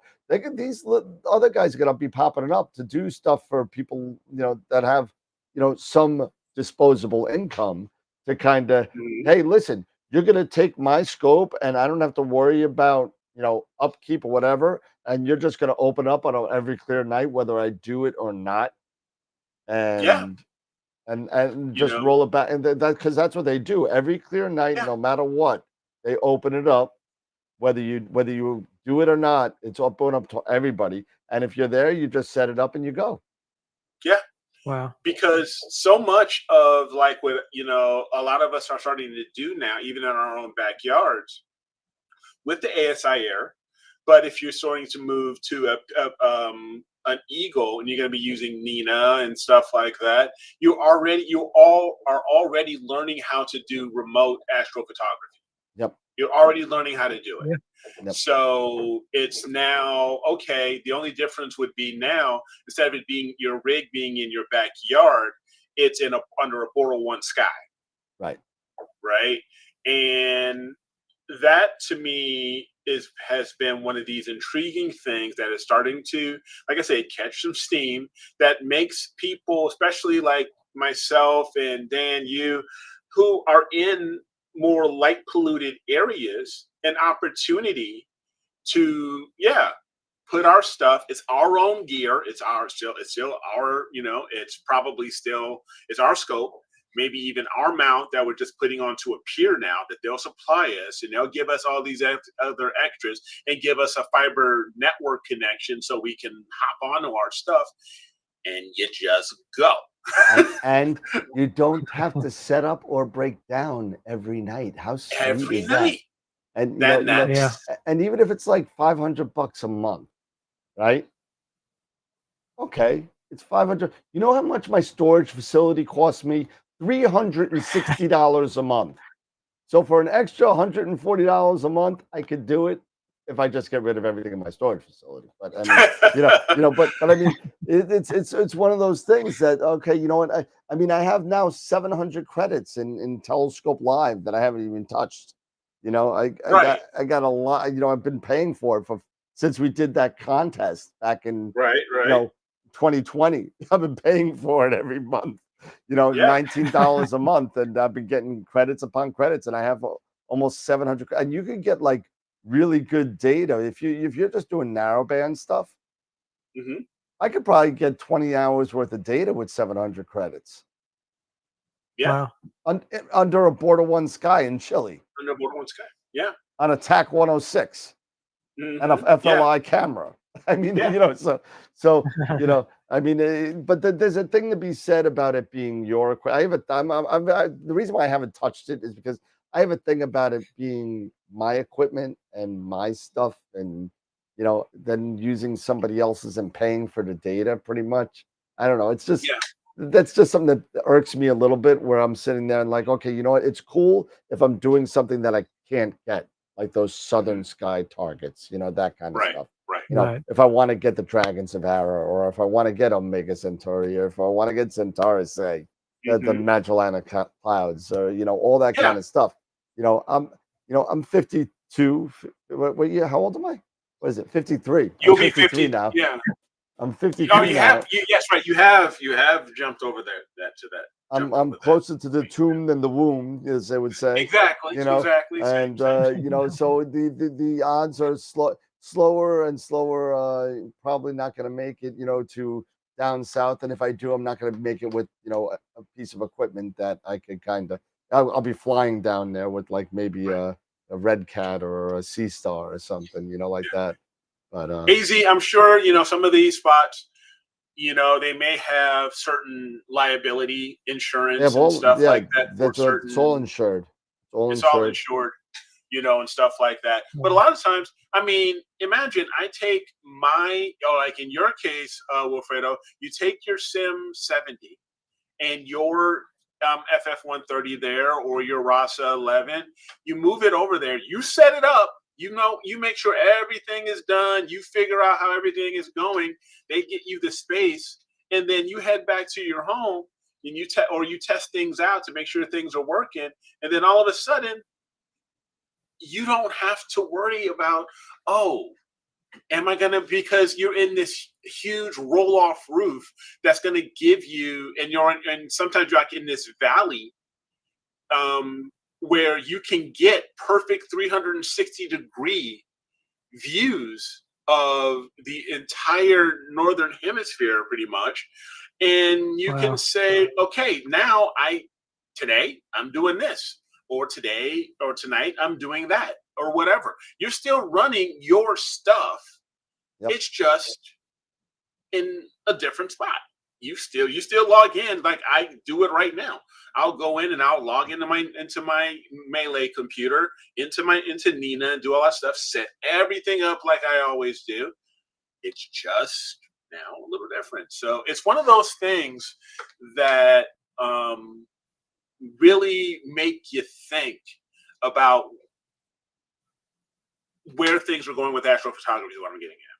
You know, Yeah. where there's opportunity for people who are interested, who maybe you have a rig or anything like that, but you don't have the greatest night sky, or your home, wherever it is, you may be blocked by a bunch of trees. You can only get so much. Maybe you can only get maybe the north part of the sky. Everything else may be blocked by trees. This way, you can, like I say, get that whole 360 and get all of those targets that you didn't think you couldn't get at your own home.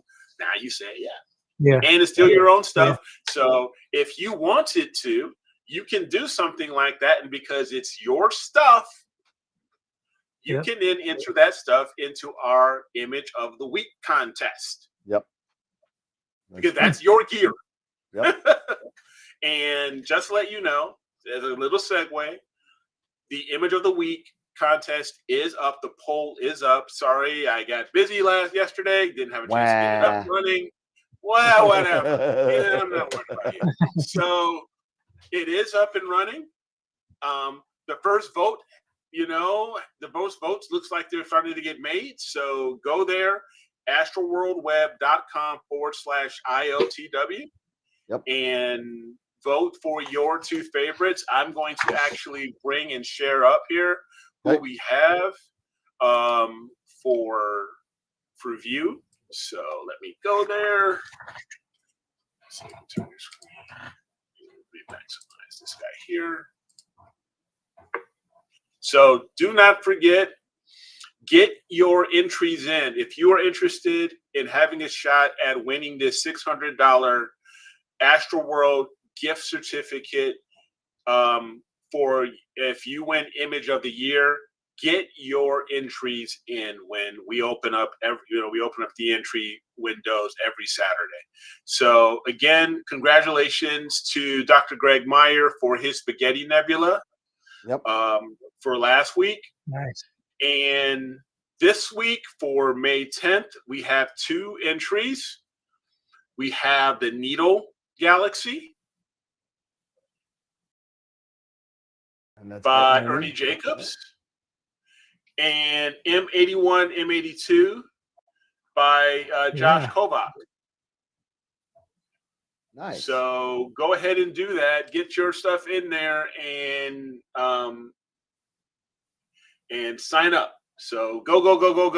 Get your, get out there, vote. And again, if you are feeling that you want to get your image, you feel your image, you feel good that I want to just give it a shot.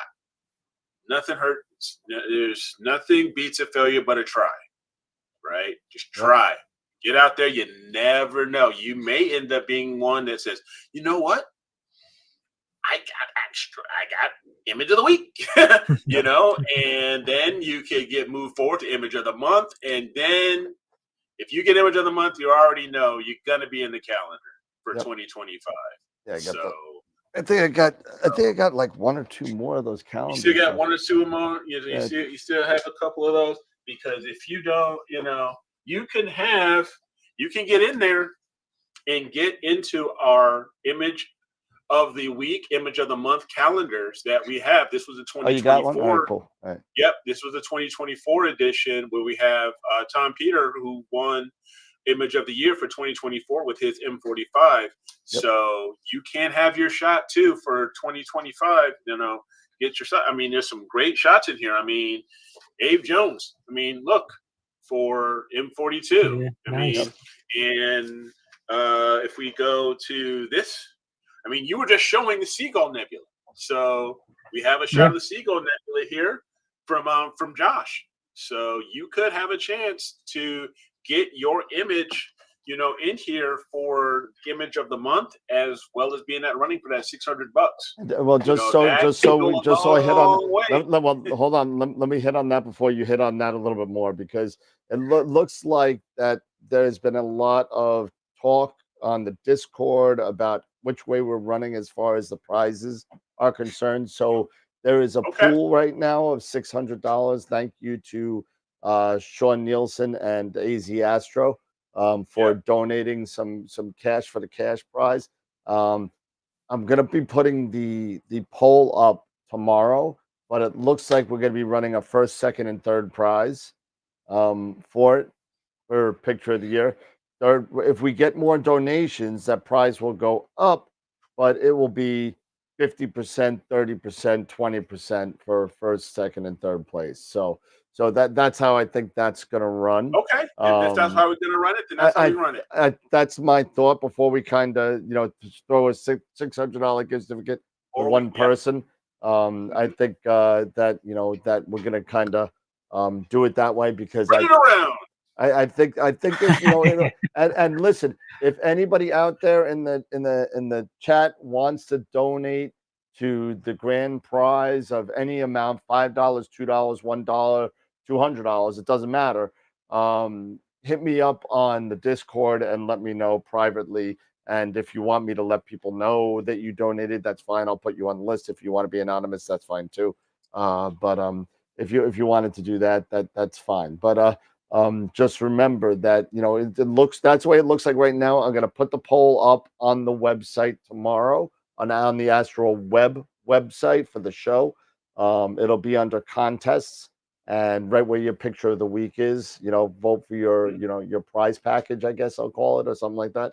And then we'll run that till the end of May. And then we'll take the results from that, and then we'll move on. We'll make it a choice of the masses, let's say, because I think that's I think that'd be a good thing to do to recognize not only the picture of the year winner, but the two runner-ups as well. So yeah, that's totally cool. Like I said, spread the wealth, but don't forget, Tom Braden brought this up. April Image of the Month contest is still ongoing. It's running until the 17th. So okay, 9 more days, next right? Friday. Yep. So So we have, we have M51 here, which was the collaboration from Dave and Tom. We've got the Leo triplet by Tom. By Dave. I'm sorry. By Dave. Sorry, my bad. We've got the 2024 Totality by Jackie. We have the Eclipse Composite by Greg Meyer. And we have Inside the Rosette in Detail by Jason Pellegrini. So get out here. We only have 18 votes, guys. So get out there, get your friends, get people out here to astroworldweb.com/IOTW. If you want to have your image, that you have here, or your choice of one of these images to move forward and become the image of the month for April, get out here and vote. And get your friends out and go get them out here and get them to vote too. So all right. Rock and roll. All right, cool. Some good looking images. Yeah, some really good looking images. So absolutely. That's awesome.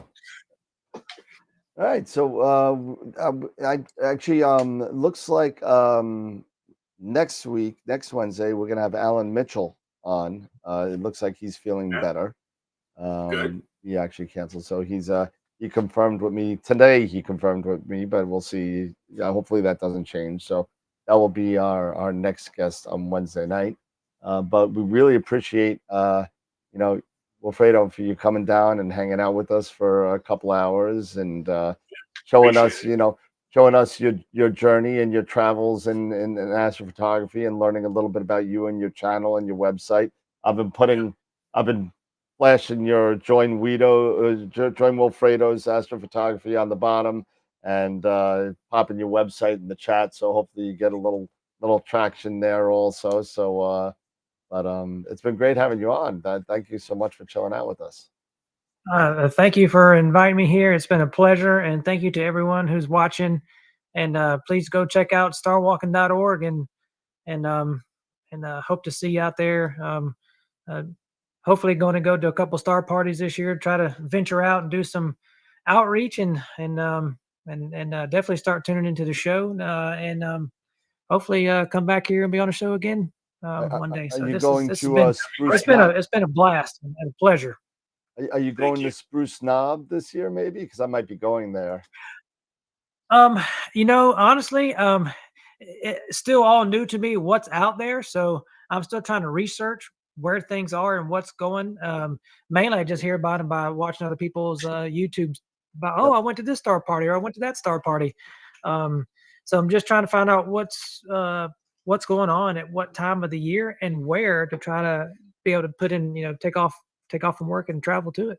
Yeah, I'm supposed to go to Cherry Springs next new moon, actually, which is June 6, 7, 8, or something like that.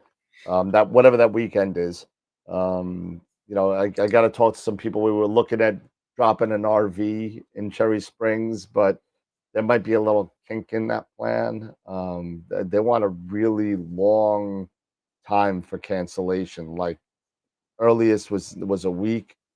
The normal was 15 days, and I'm like, I can't cancel within 15 days, man. What if I'm not going to sit there and just to go. I'm going for a star party. I'm not, if it's raining, I'm not going, and how am I going to call that a week in advance? It's not an easy thing to do. So that may be not, I may be just going during the day and hang out at night and go to the hotel room and go to the talks and hang out with some people and do that kind of stuff.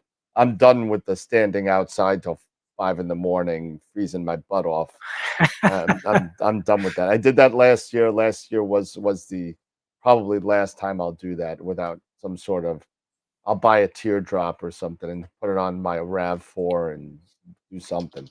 But I can't do that anymore. I'm getting too grouchy and too old to do that. I'm just. It's not. I know that feeling. It's not fun anymore. It's not like when we were 20. We're like, yeah, we'll go get some hot chocolate at the place. Oh, damn, they're closed. All right, that's okay. I got some Doritos in the car. That'll warm us up. So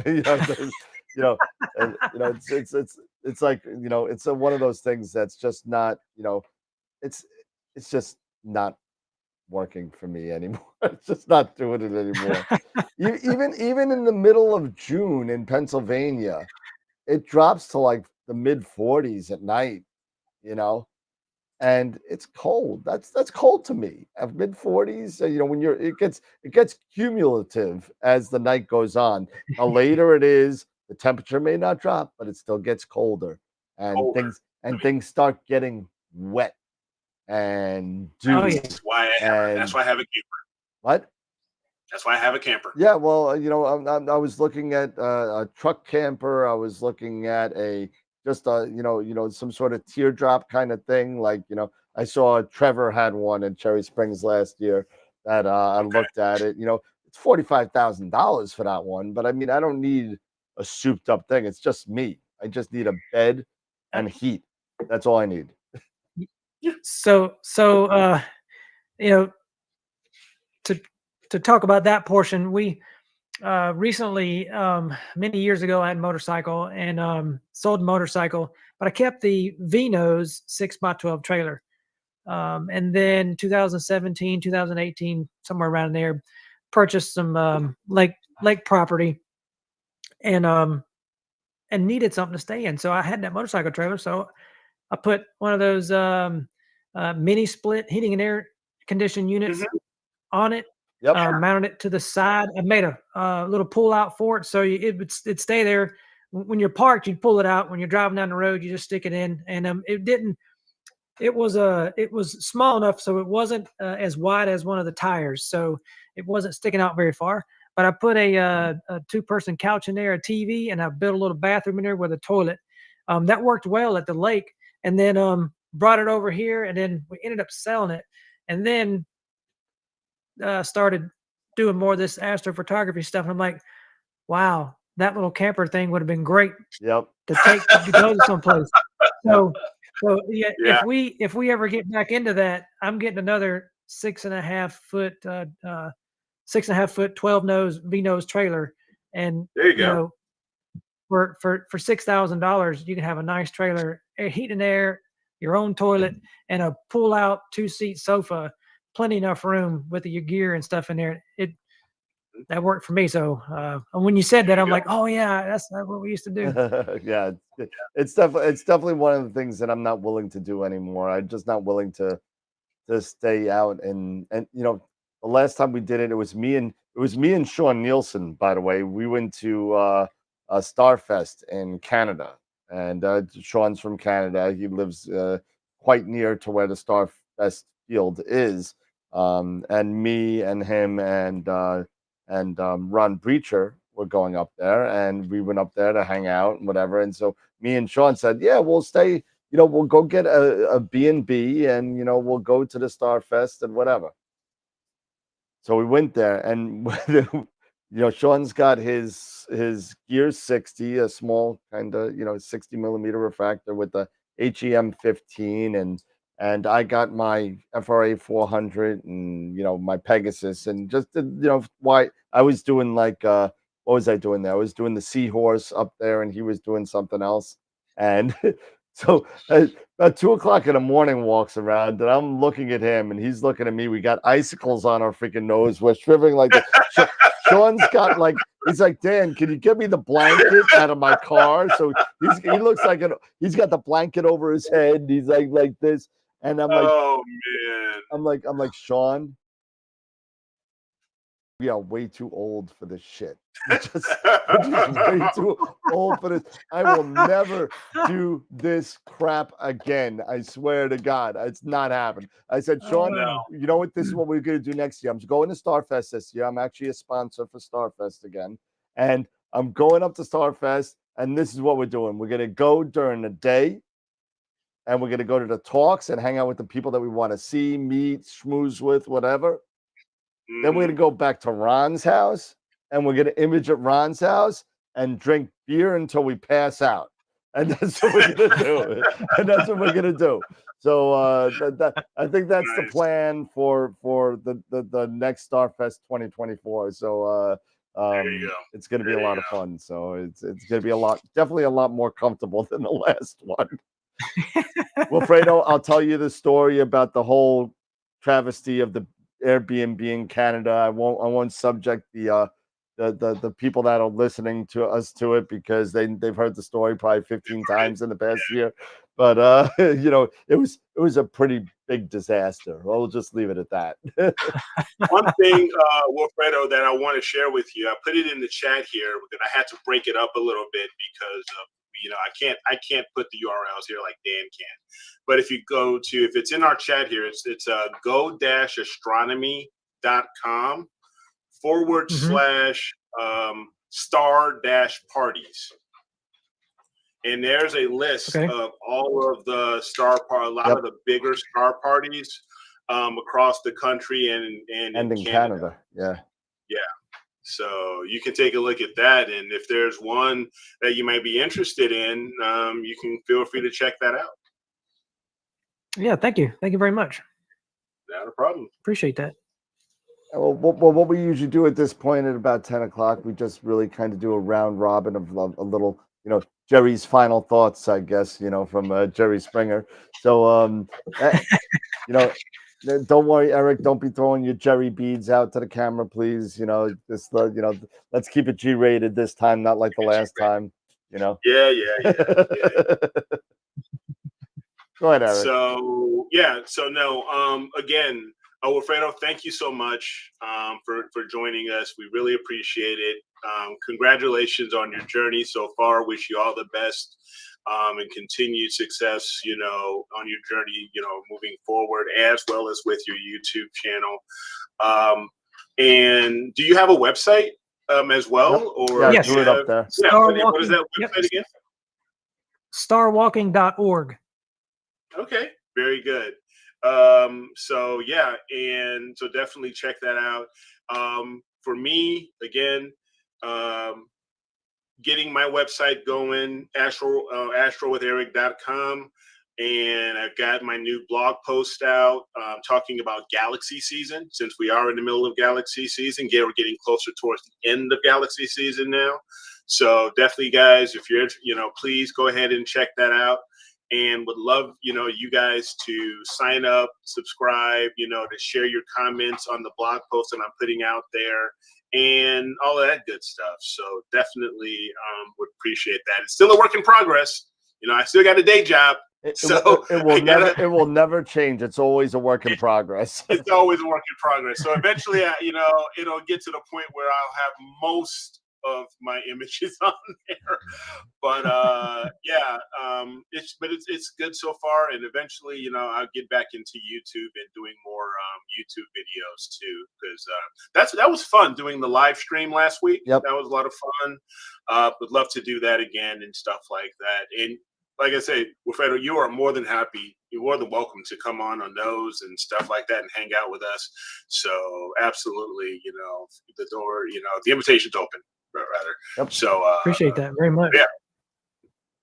So that's awesome. Thanks, guys. Wait, yeah. Go ahead.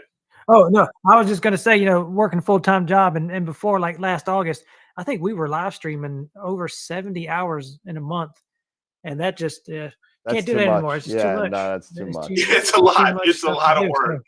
So, yeah, I used to live stream a lot when I was doing a lot of astro imaging. Unfortunately, because of the business, that has kind of taken a back seat, unfortunately, for a little bit. But when I was doing that, I was live streaming every time I was imaging, no matter what. And even if it was just like clouds rolled in and blah blah blah, and I'm still playing around with some stuff, and I would just do it live. And I was getting like 1,600 people on these things on Facebook, and the views were through the and I literally crashed. I said I couldn't do it anymore. I couldn't do it. Yeah. It was just too much. And then AstroWorld TV took off, and we moved from one night a week to 2 nights a week. And then plus all the other stuff that I do and Eric does on our own channels. So it's a lot of fun. So Wilfredo, do you have any final thoughts, words of wisdom, or anything you would like to impart to the chat people? Just one again, thank you for having me on. It's been a pleasure.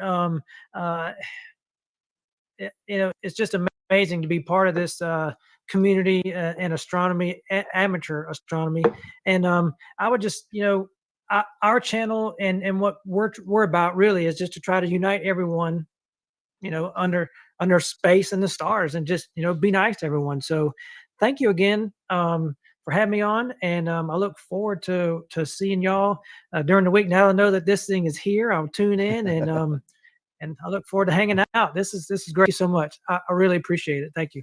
Yeah, absolutely. And when the intro goes on, if you want to, you won't be kicked off. You can chat with us for a little bit at the end if you want. If you don't, you want to just go to bed and crash, that's fine. That's good too. But everybody, thank you, Wilfredo. Thank you for coming on and hanging out. It's been really a great time, and we love having you. And like Eric said, whenever you want to come on and chill out with us again, you're more than welcome to just hit me a line on the email and say, hey, I want to come on. Let me know what you got open, and we'll make something happen. Absolutely, we'll do it. We'll do it. Thank you so much. Not a problem. And everybody, listen. Don't forget next week as well. We have Alan Mitchell. If you don't know him by his name, Alan Mitchell, you do know him as I Spaced Out on TikTok. What's that? What's the matter? I won't be here next Wednesday. You have fun. I will not be here next Wednesday. I will not be here next Wednesday. You won't. That's right. I will not, because if I am on the show next Wednesday, my daughter will kill me. Yep. Because she is graduating high school. I know. Next I know. You're Wednesday. right. So maybe Alan will be still sick, and we can push it to the following Wednesday. Maybe we'll see. We'll see. But I'm just saying. Yeah. But that being said, as of now, we have Alan Mitchell, I spaced out from TikTok, coming on, and he's been a good friend. He's been on the show before. Haven't seen him in a while. It's gonna be really cool to catch up with him and hang out and see what he's up to. Last time we had him on the show, he got like a massive rain squall came in on his observatory, and he had a lot of damage, and it was kind of messed up. Ooh, but yeah, it's not fun. But we look forward to having him. This Friday is beginners night again, 8 o'clock on Friday night. We'll also be doing another picture of the week, so make sure you vote for your picture of the week. You know, we need those votes. We're tired of seeing these lame 21 vote weeks. I mean, this is we were up to about 60, 70 votes at one point, and then it just, NEAF happened and everybody stopped voting. So let's get it back up to above 50, and tell your family, tell your friends, everybody vote. Get your pictures of the weekend, and vote for the one you like. So that being said, everybody have a great night. Have a great couple of days. Enjoy the rest of your Wednesday if you're on the West Coast, because you're probably just having dinner about now. And everybody have a great night. Again, Wilfredo, thanks a lot for coming and joining us tonight. We appreciate it. Thanks so much. Thank you. Pleasure is mine. All right, everybody. Have a great Wednesday. And remember, as always, to keep imaging, keep educating, and clear skies. And we'll see you Friday night, everybody. Have a good night. Later, guys. Later.